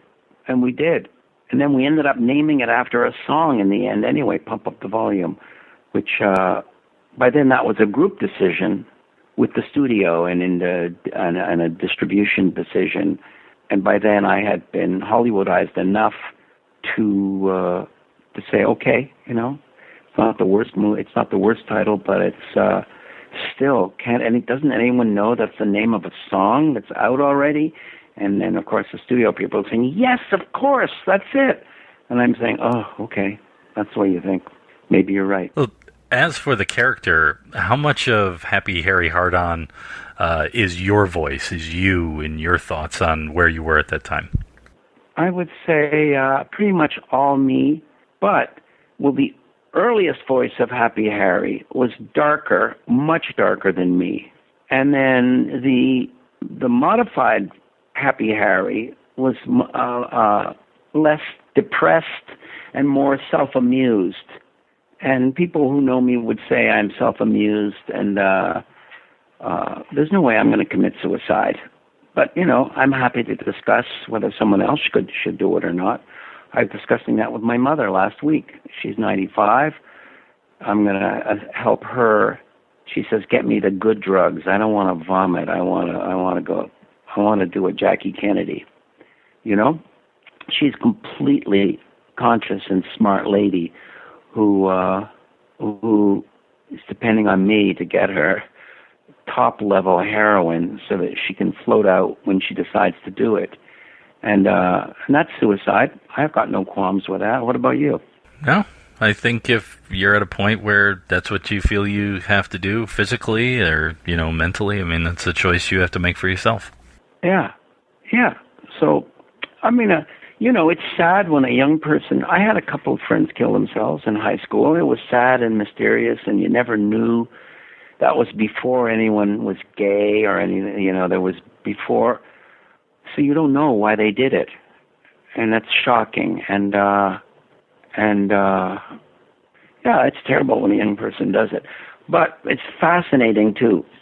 So, personally, I believe in an afterlife. I have a lot of proofs with myself that that I don't die, only my body dies. So it doesn't bother me as much as it does other people. When you were putting the script together and then started casting for it, who were some of the people that came in who maybe you had in mind before you had Christian-Slater? Such a small list of young people. And at that point, there was a guy called John Cusack, who I liked, and we sent him the script. And he liked the script, and he was kind enough to say, boy, if you'd gotten me a year earlier, I would have done it, but I've just played my last teenager. And he was getting too long in the tooth to play teenagers. And then we looked around, and there's this guy. I don't think the headers had come out yet, but he'd been something the Cube. I forget that. And he was a hot, young, cute guy. The problem was how to ugly him up a little bit so that it would be plausible that he didn't have a social life, So those glasses, pathetic, eh? The glasses to make Christian-Slater look like a loner. But it worked because it's all fantasy. Basically, the young girls want a totally handsome loner.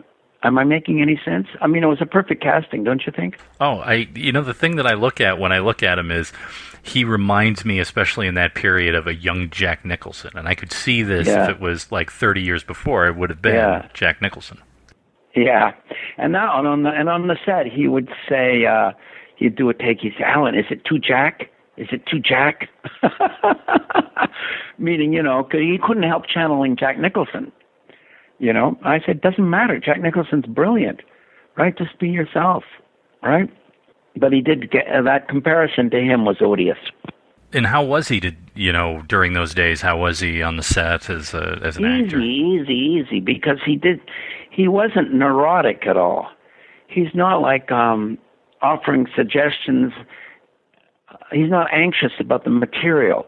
He didn't have any creative ideas that could get in the way of what I wanted. Do you know what I mean? He wasn't saying, "Oh, can I play it with a mustache?" He was, as one actor once told me in the middle of the movie, "Can my character have a mustache?" I said, "We've shot half the movie. Or what are you out of your mind, right?" And Christian wasn't like that at all. He didn't improvise one syllable. He wasn't interested, and my comfort level for improvisation is way high. So providing the information is conveyed, he could change 80% of the words if he wanted, but he wasn't interested. He's just a sweet guy there to do the work, to make each take seem alive as often as you wanted to do it. But we didn't have the money to do it 80 times or even 8 times. But, that was fantastic. He wasn't a trained actor. In the morning, I'd have to have breakfast with him and go over the lines with him because he's not like rehearsing the scene with an acting coach the night before and driving himself crazy. He's just insouciant, blithe kid who's just at the perfect time in his life.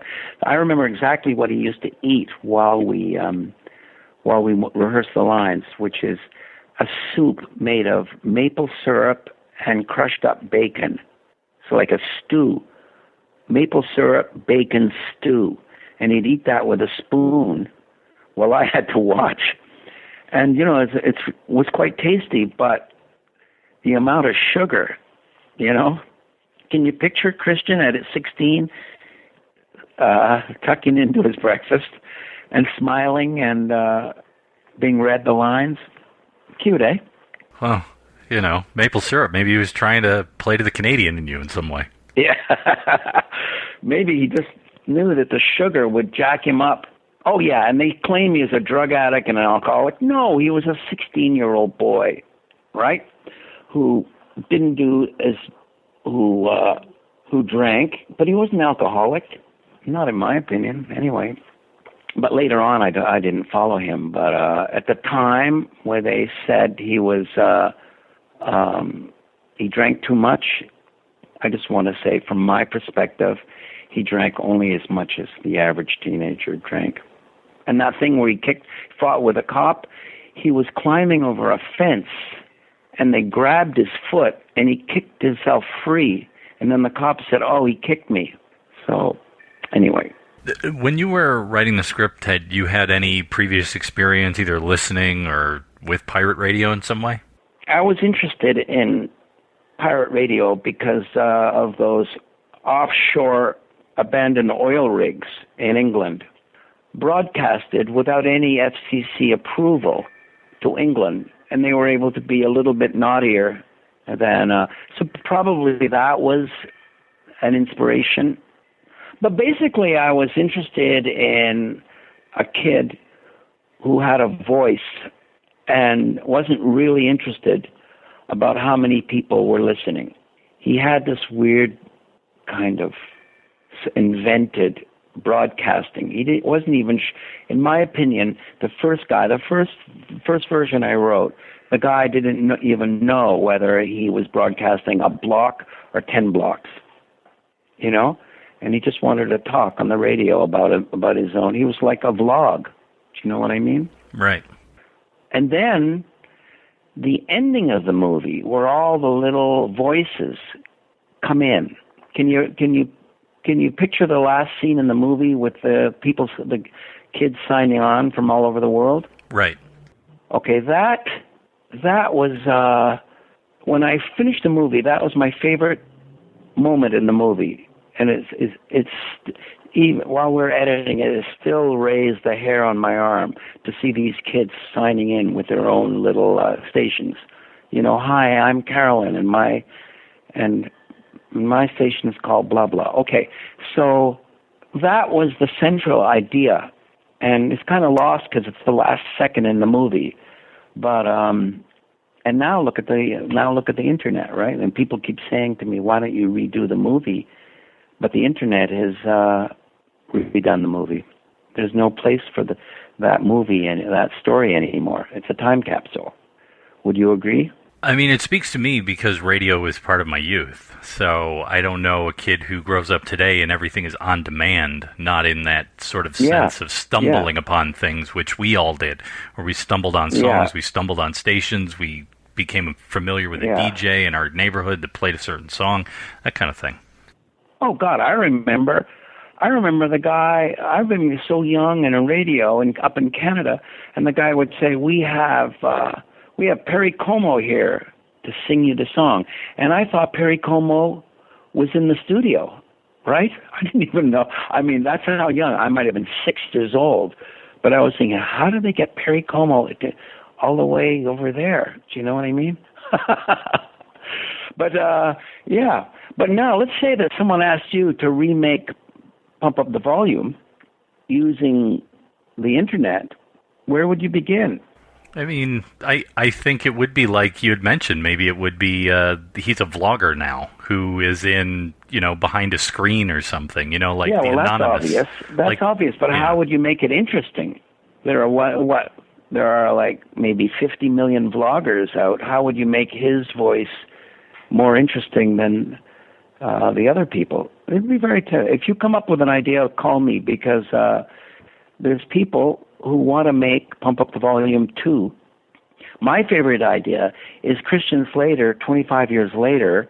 He's had a hard road, and he's disappointed, and he went from being a skeptical and depressed teenager to having success, to now he's a middle-aged man, and is suicidal again, or unhappy again. And I think Christian would play that role if I wrote it and presented it with him, because he said that he enjoyed making Pump. So, and that would be an interesting challenge for him. But I don't know. I don't have a salient idea for how that story would fit into the multiverse that we now find ourselves in. So when you said that the script was a little bit darker, how was it actually making it and working with New Line? Were they supportive of what you were trying to accomplish, or did you run into you had to do cuts and change things? Well, as I said, this brilliant producer, Sandy Stern, who was a development person, who found the script and convinced me to make it more pop. He's the guy that changed the script, and then New Line found the new script, which was post Sandy Stern. And you should call him and talk to him, because he's if the Writers Guild had a category for crucial writing done by a producer, the movie would not get made if we hadn't used these guys' ideas or something like that. But, the Writers Guild is very much against producers getting writing credits. So it's very hard. They protect the original voice, the original writer. I don't know if you know anything about the Writers Guild. But the point is, there's no category for Sandy's immense contribution to the story and to the script. If it hadn't been for him, the movie would never have been made. It was too indie. It might have been made in Canada, and like thousands of other Canadian movies, including Weirdsville, just gone into the abyss. I'll give you his number. Call him and talk to him, because he's a crucial player, more important than New Line. New Line was great. I mean, they always wanted to please everybody instead of a few people. And I kept saying to them, look, I don't know how to make a good movie, but I know how to make a bad movie, and that's try to please everybody. And they would say, yeah, you're right. But still, they were worried about reaching the largest possible audience. And I was interested in offending a small part of the audience so that my segment of the audience would be thrilled. And even that wonderful scene where the girl takes off her sweater was argued about, Do you remember that scene? Oh, yeah. I mean, when this was on VHS and I was a kid, it was one of those that I probably watched several times a week.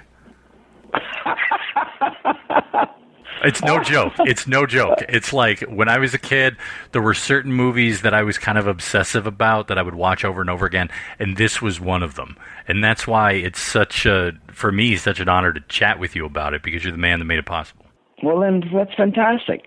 And then someday I'll tell you the story about how hard it was to get that scene shot and in the movie, because Sarah Risher, who was my number one producer there, and a woman, thought it was demeaning but more important, just completely implausible that a girl would take off her shirt on like the second date. And it had happened to me. It made a huge impression on me. This girl, I'm stumbling, we're in the Pleased to Meet You stage, and we're at night out in the woods, and she just reaches behind her and pulls her sweatshirt over her head. And there she is. And that happened to me. Of course, nobody believes me, but it did. And then, so the compromise, classic studio thing. She pulls the shirt off, but she's wearing a bra. Okay, so we shot it both ways. One of the things that I'd be remiss not to ask you about, because it comes up several times in the film, is the preoccupation with cock rings. Does he say cock ring more than once? It comes up a couple of times. Okay, that's weird. So I wore a cock ring once to see what it would be like, but I found it uncomfortable and weird. But it has a certain ring to it, a cock ring, right? So the guy. And I doubt that young Happy Heart-On in Arizona or wherever it's taking place, I doubt that he has one.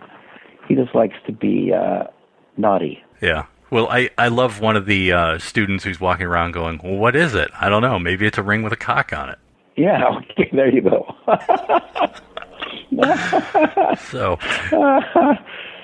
but a cock ring, there's a lot of things in it, like eat your peas with a knife and stuff like that don't make any sense, really.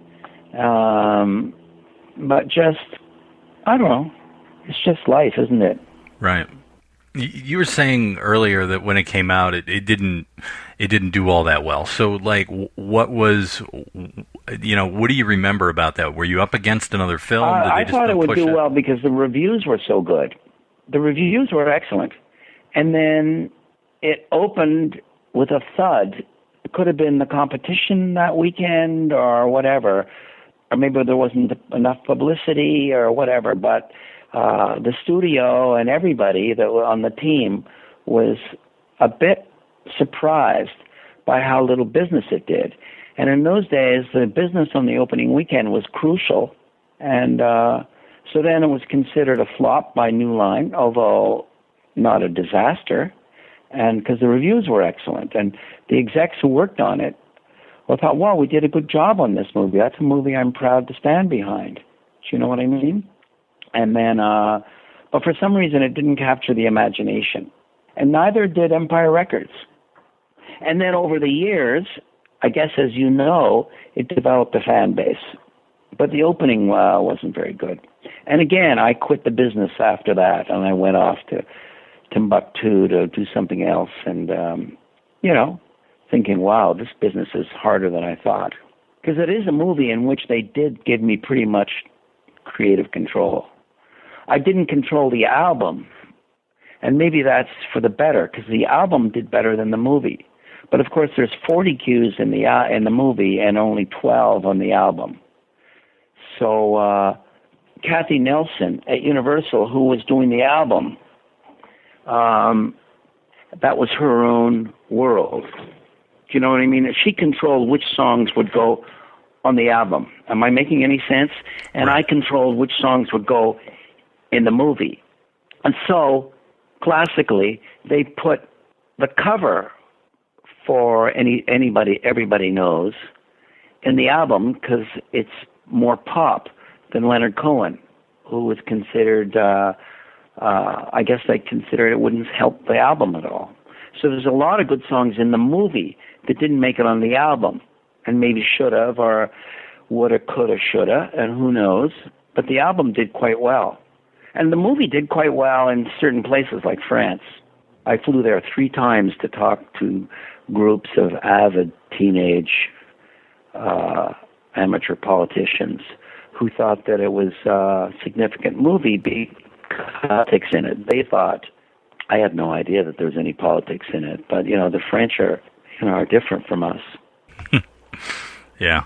Well, like I said, I just watched it on VHS over and over again, and beautiful. I could probably recite the film from memory to a certain extent. So, but it's like I said, it's always been one that I've enjoyed, and I've taken up quite a bit of your time. But I just wanted to ask you. Listen, I'm happy to talk with you again. I just have to go out right now. I don't know what your deadline is, but you're such a pleasure to talk with that I will.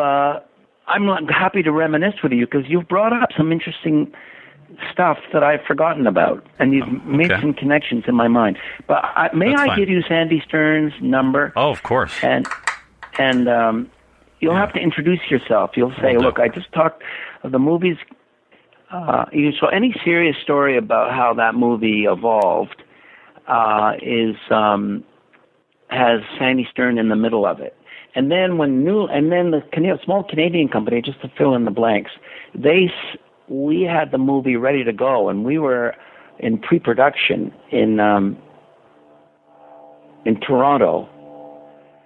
And then the owner of that company informed me that he'd sold the script with me to New Line, and I was disappointed because I don't know the people at New Line, and I already know the people in the small company. And we were all warmed up. We'd already had our fights. I knew exactly, it's the enemy you know is better than the enemy you don't know. So I was resistant. And then New Line said, no, Alan, we want you to direct it as well.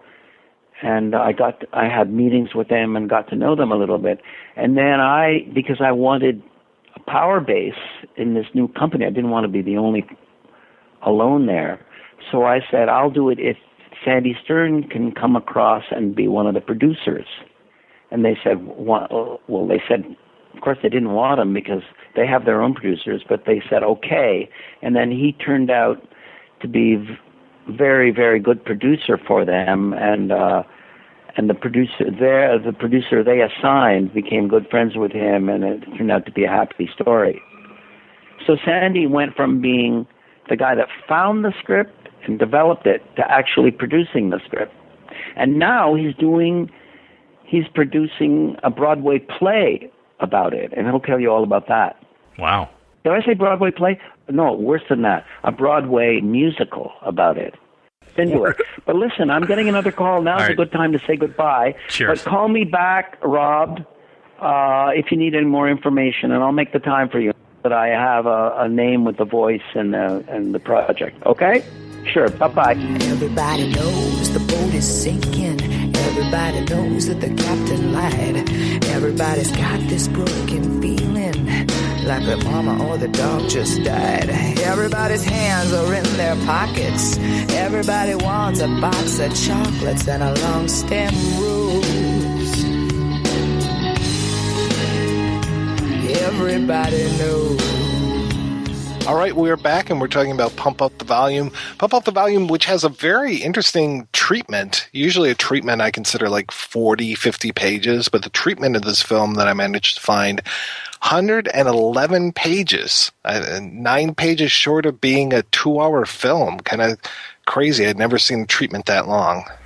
Yeah, and it's interesting what the original title was. Yeah, which I think was used for another movie somewhere in the interim with, was Morgan Freeman in it?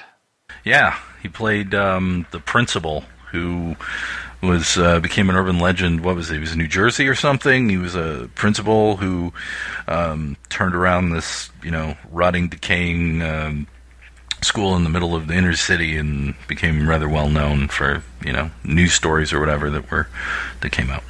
Yeah, so it was called Lean on Me. And at that point, I think it was just like a few years north of Club Nouveau's cover of Lean on Me. So that would have been really kind of bad. Like, I'm sure he was thinking more like the Bill Withers version, but yeah, that Club Nouveau version is horrible. Lean on me, we are not strong, and I'll be your friend.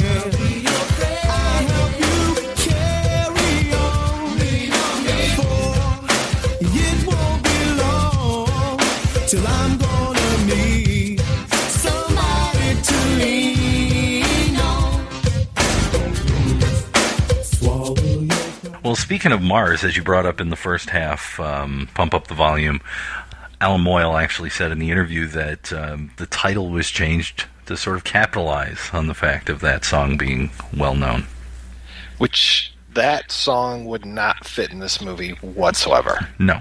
Not even the cool remix with Eric B. and Rakim and all that kind of stuff. Nothing. Nope. No. Though there's a lot of hip-hop in here, and I kind of appreciated that, I want to say we hear some, KRS-One or something going on. It's ATL, it's Above the Law, which was a group that was signed to Ruthless by Eazy-E and produced by Dr. Dre in the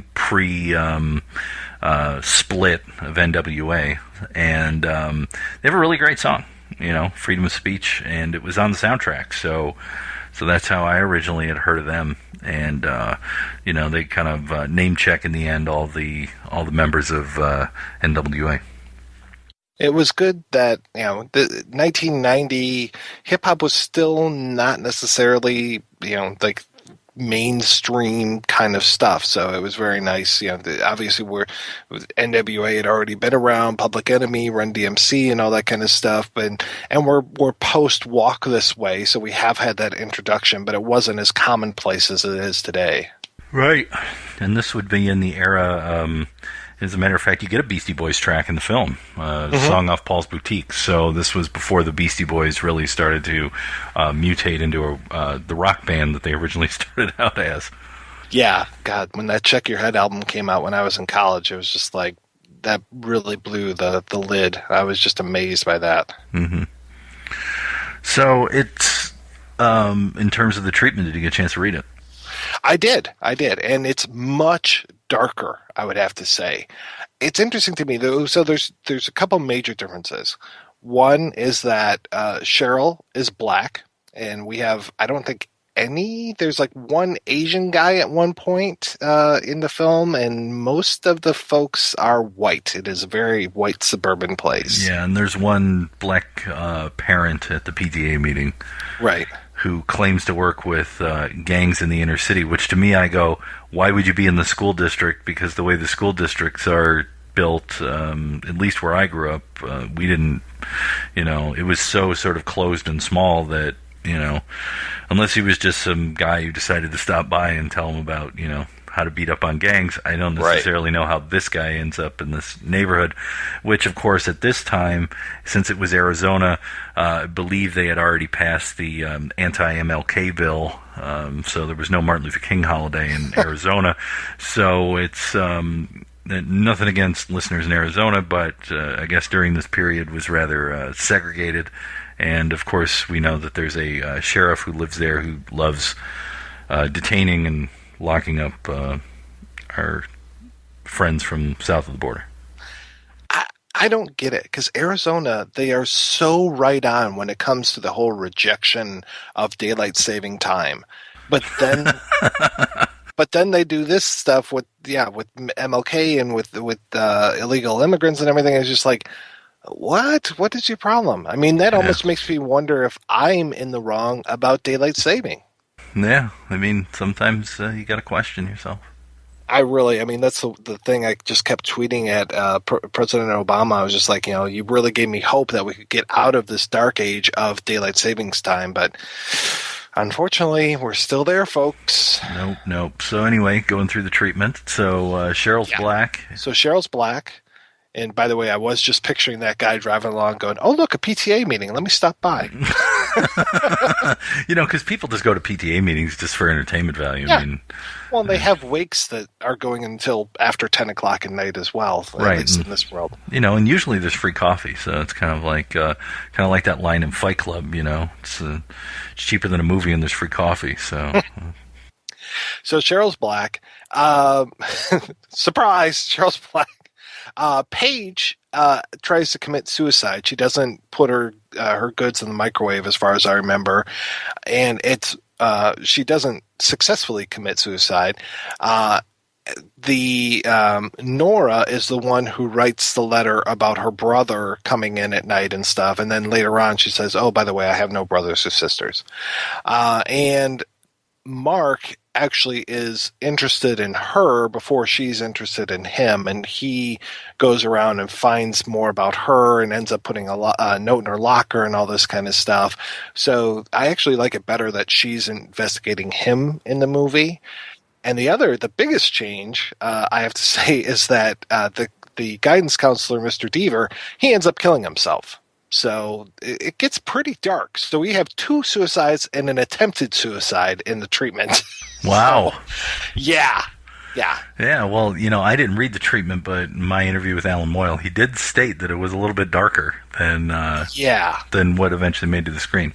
Yeah, and eventually they do the thing with the Jeep, and then they set up shop at like an old warehouse or something, and the cops are outside, and they're tear gassing and all this kind of stuff. So it ends up being kind of a siege at the end of the thing, at the end of the script, though there is still that encouragement to go out and, find your own voice on the radio and do this stuff yourself. You know what that kind of reminds me of, actually?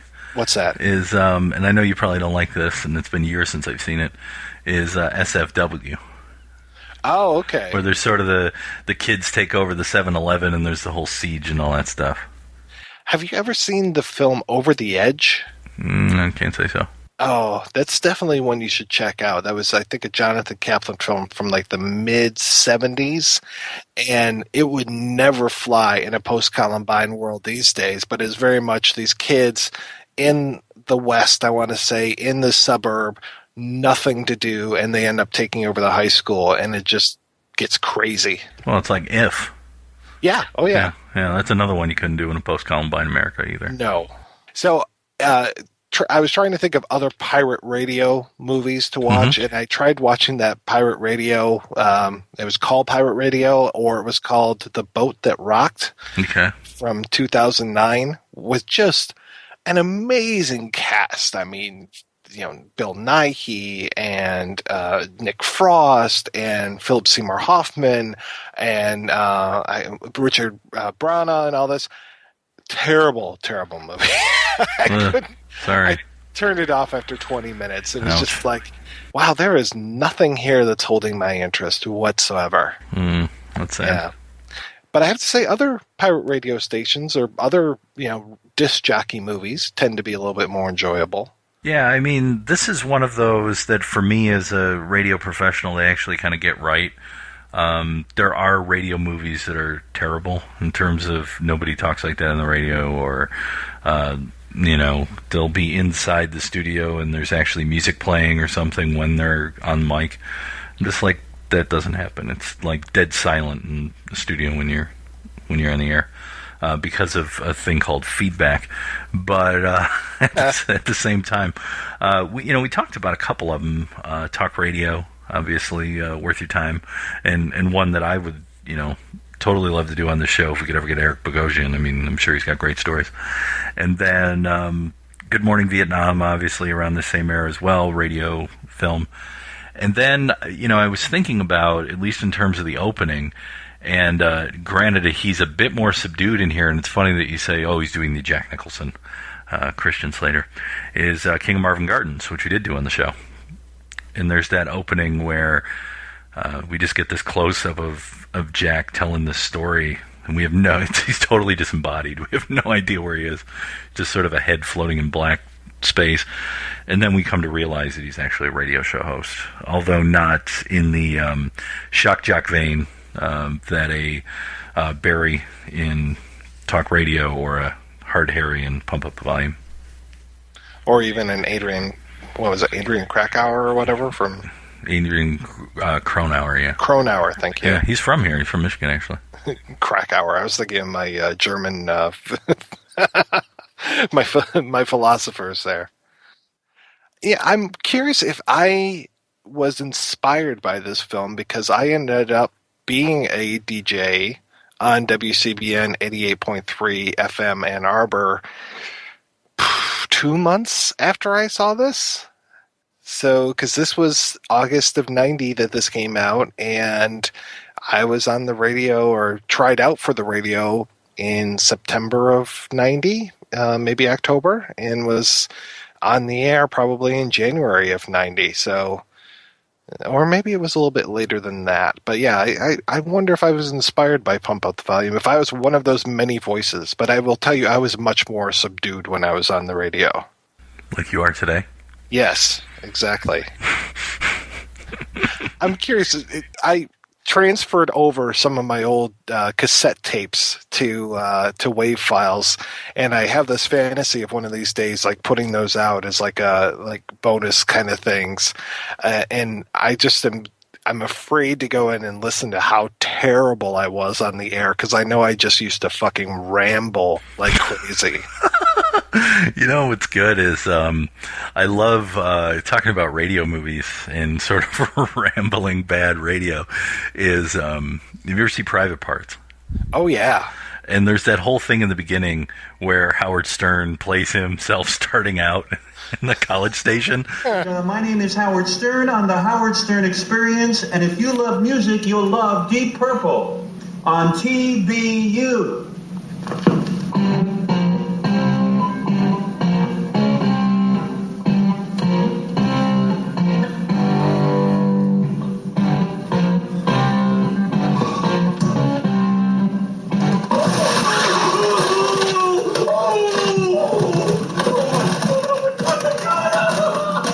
just so perfect. Like, if you've ever done radio and you go back and you listen or you think about when you first started out and how uncomfortable you are. Because first off, you're uncomfortable because it's weird to kind of talk to yourself in a room and sound normal. Yes. That's one thing. The other thing is when you're learning the equipment, you're worried about the technical stuff. Like, do I have this up enough? Am I going to hit the button on time? Am I going to talk over the song am I going to stop talking? It's like, so you're thinking about all these different operations at the same time while you're doing it. And I went back and listened to stuff, and it wasn't even, this is a couple of years ago. I went back and listened to stuff that I had done maybe 5 or 6 years before, and I was like, oh, God. I was like, they actually paid me? I was just like, my cadence was off. I was either talking too fast or too slow. The endings on things were terrible. I had this tendency at the time to take T's and turn them into D's.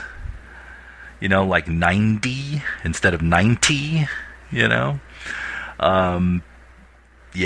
Oof.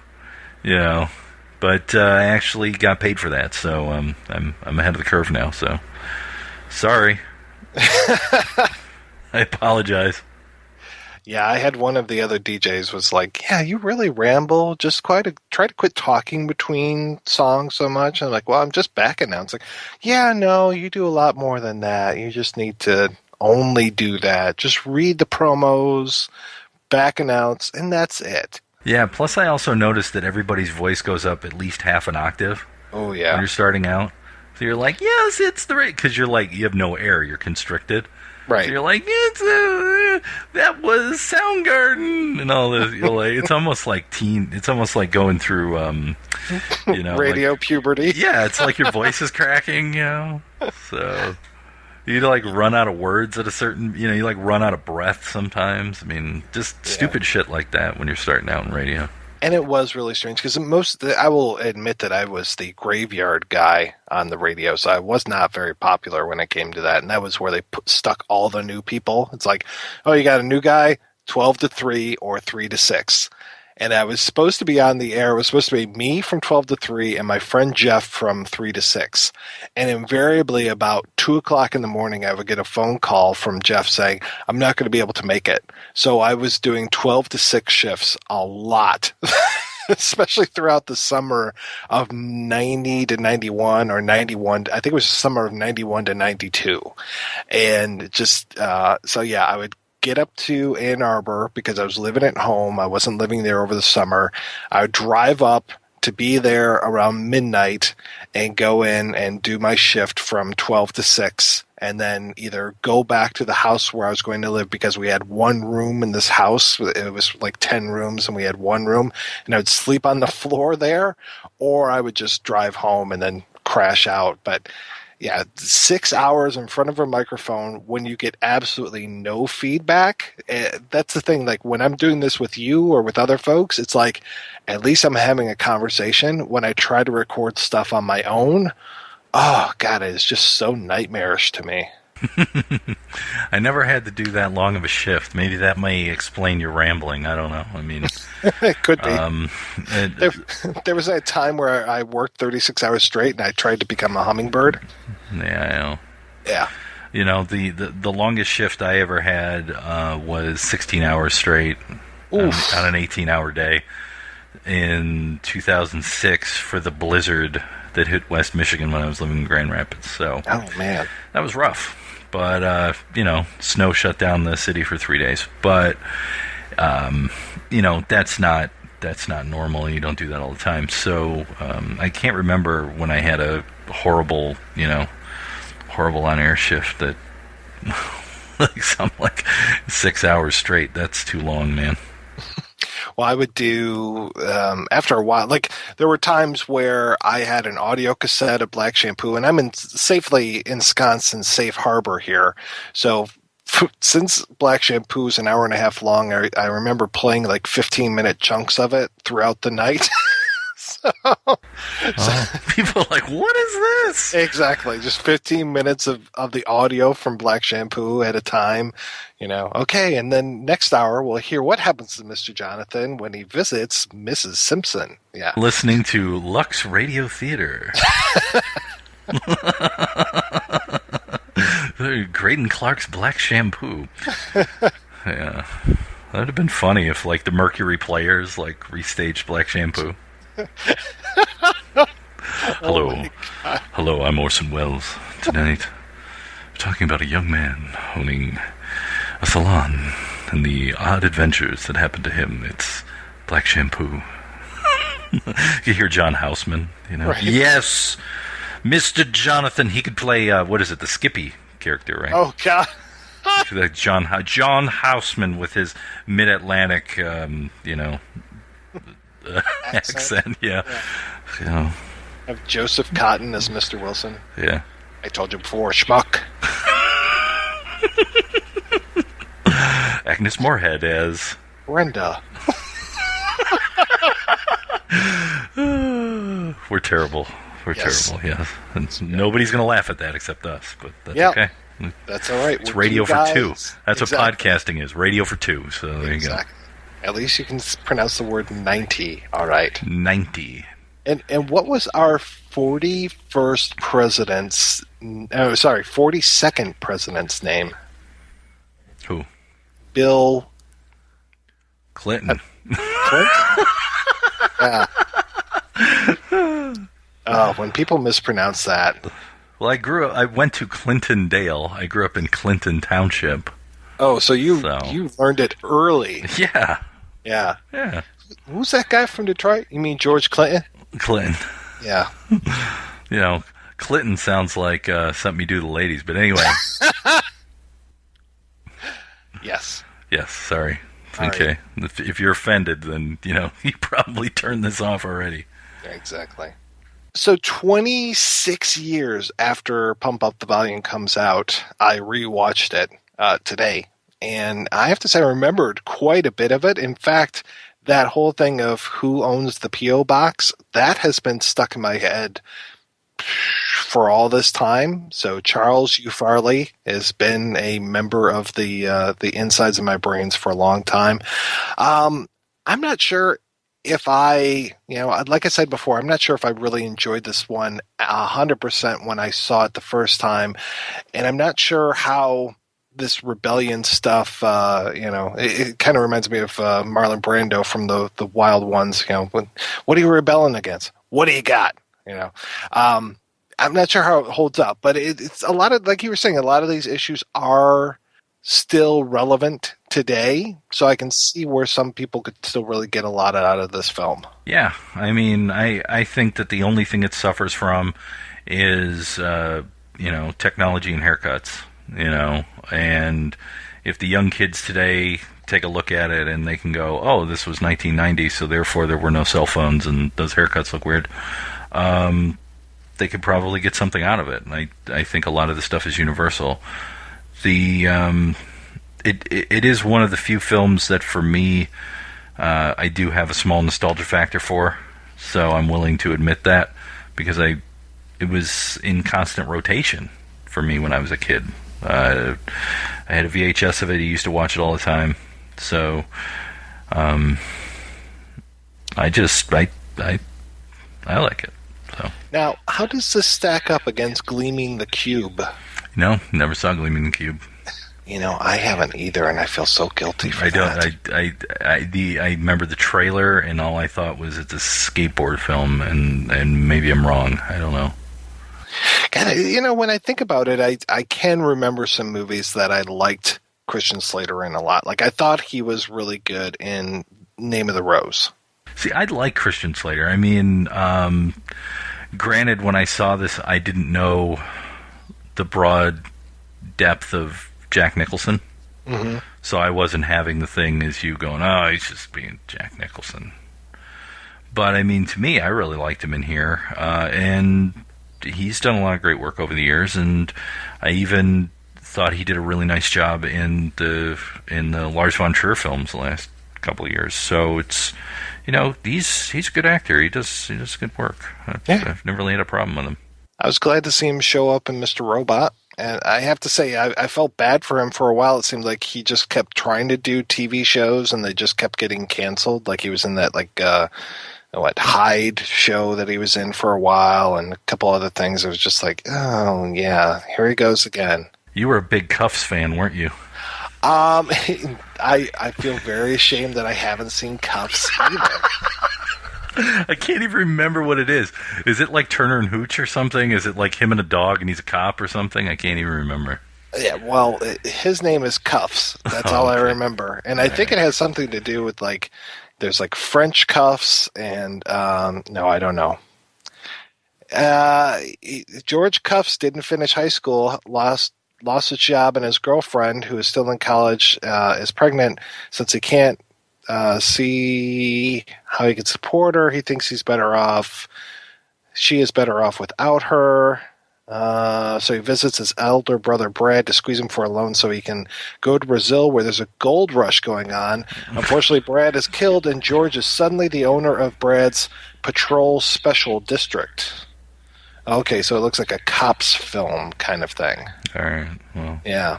I just remember the box at the video store. Yeah. Yeah. And I have to say, he gave a tremendous performance in Star Trek 6. Star Trek 6? Yeah. Yeah. Yeah. He's in there he has one line. It's a cameo.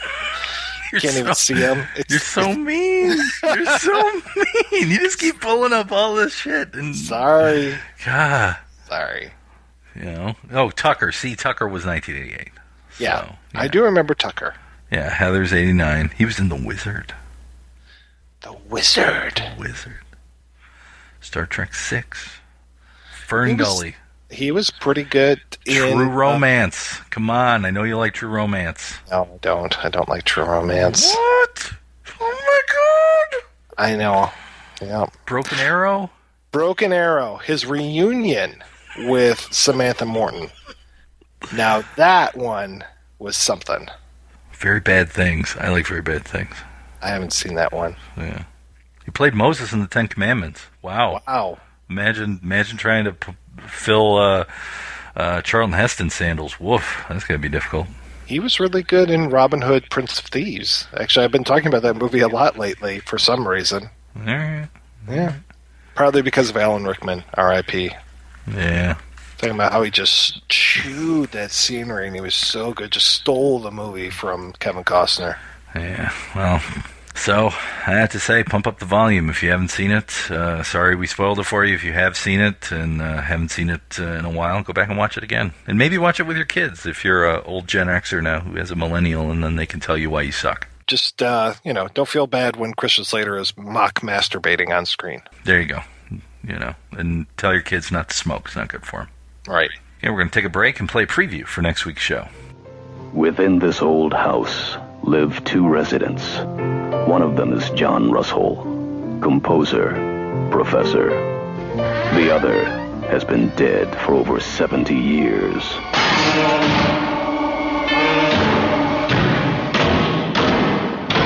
Claire, I'd like to talk to you about the house.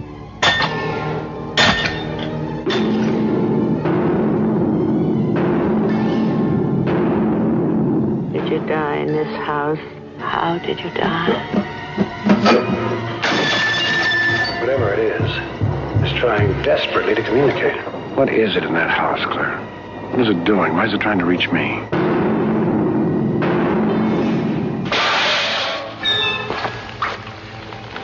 It's a hand.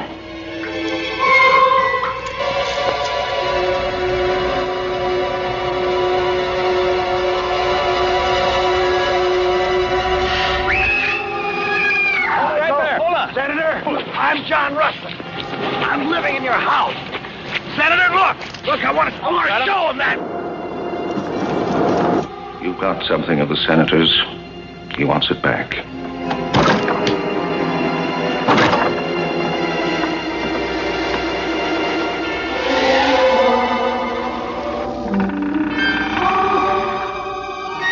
John?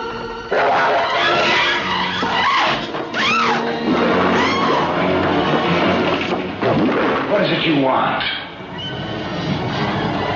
What do you want from me? Many films will frighten you, but only a few can really terrify you.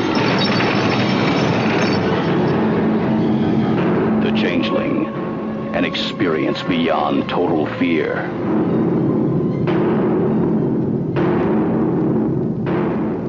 That's right. We'll be back next week with a look at The Changeling. I'll be joined by Axel Cohagen and We Hate Movies' Andrew Jupin. In the meantime, I want to thank this week's special guest co-host, Rob St. Mary. Rob, for the people that may have missed our recent Ego Fest show, what have been the haps, good sir? Well, I'm in the Federal Witness Protection Program. Like Henry Hill, I still can't get decent pasta marinara, so they give me egg noodles with ketchup. But no, I am extremely busy with my two jobs and out there pushing the Orbit magazine anthology book. As a matter of fact, I think the week that this comes out, the final week of February, I will be in Los Angeles on that Saturday at 4 o'clock at Book Soup. So if you happen to be in Los Angeles, you want to stop by and say hi and harass me, feel free. Just busy with life, and that's part of the reason why I had to leave the fabulous team here at the projection booth, and I'll be popping up on a few episodes this year, and hopefully as long as Mike continues to do this fabulous show. And you can hear me weekly. Anyone can listen, but really, if you're a Detroiter, it might have value for you. Show I do for the Detroit Free Press, which is the big daily here in town, and that is called Detours, and you can get it on iTunes, Stitcher, SoundCloud, or at freep.com every Thursday. Very cool. Well, we'll be sure to link over to all that stuff over at our website, projection-booth.com. Thank you, everybody, for listening. I would encourage you to go on over to our website, click on our iTunes link, rate and review the show. It helps get the word out there. Maybe pop on by our Patreon page. Give us some of your hard-earned cash. Those are just a few ways that you can help us take over the airwaves. Talk hard.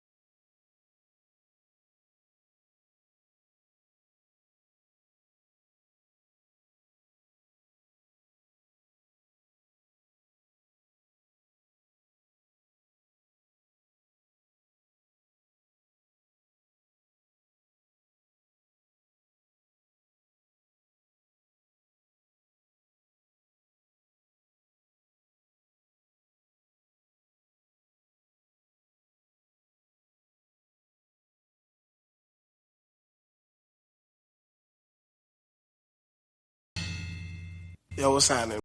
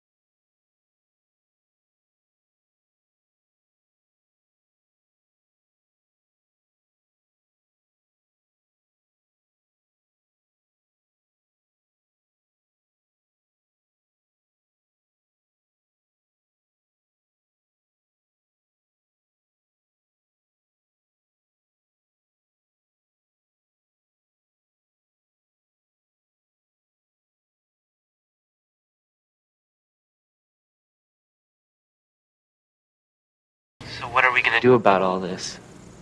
I don't know. That's the big question, isn't it, huh? I guess nobody knows, huh? Well, that's tough. I gotta go. See ya. I guess we all gotta go now. Good night, pal. Good night, friends. If you enjoy this show and want more people to know about it, head on over to iTunes, leave a comment, and rate it 5 stars. Make sure you like and share us on Facebook, and don't forget to follow us on Twitter. Just search for Christopher Media. Thank you in advance for supporting Christopher Media by clicking on the PayPal button and by clicking through to all the sponsors who support ChristopherMedia.net. Most importantly, we would like to take the time to extend an extra special thanks to you. Christopher Media could not exist without your support. Thank you for visiting ChristopherMedia.net, and thank you for listening. Christopher Media. Let's make some noise.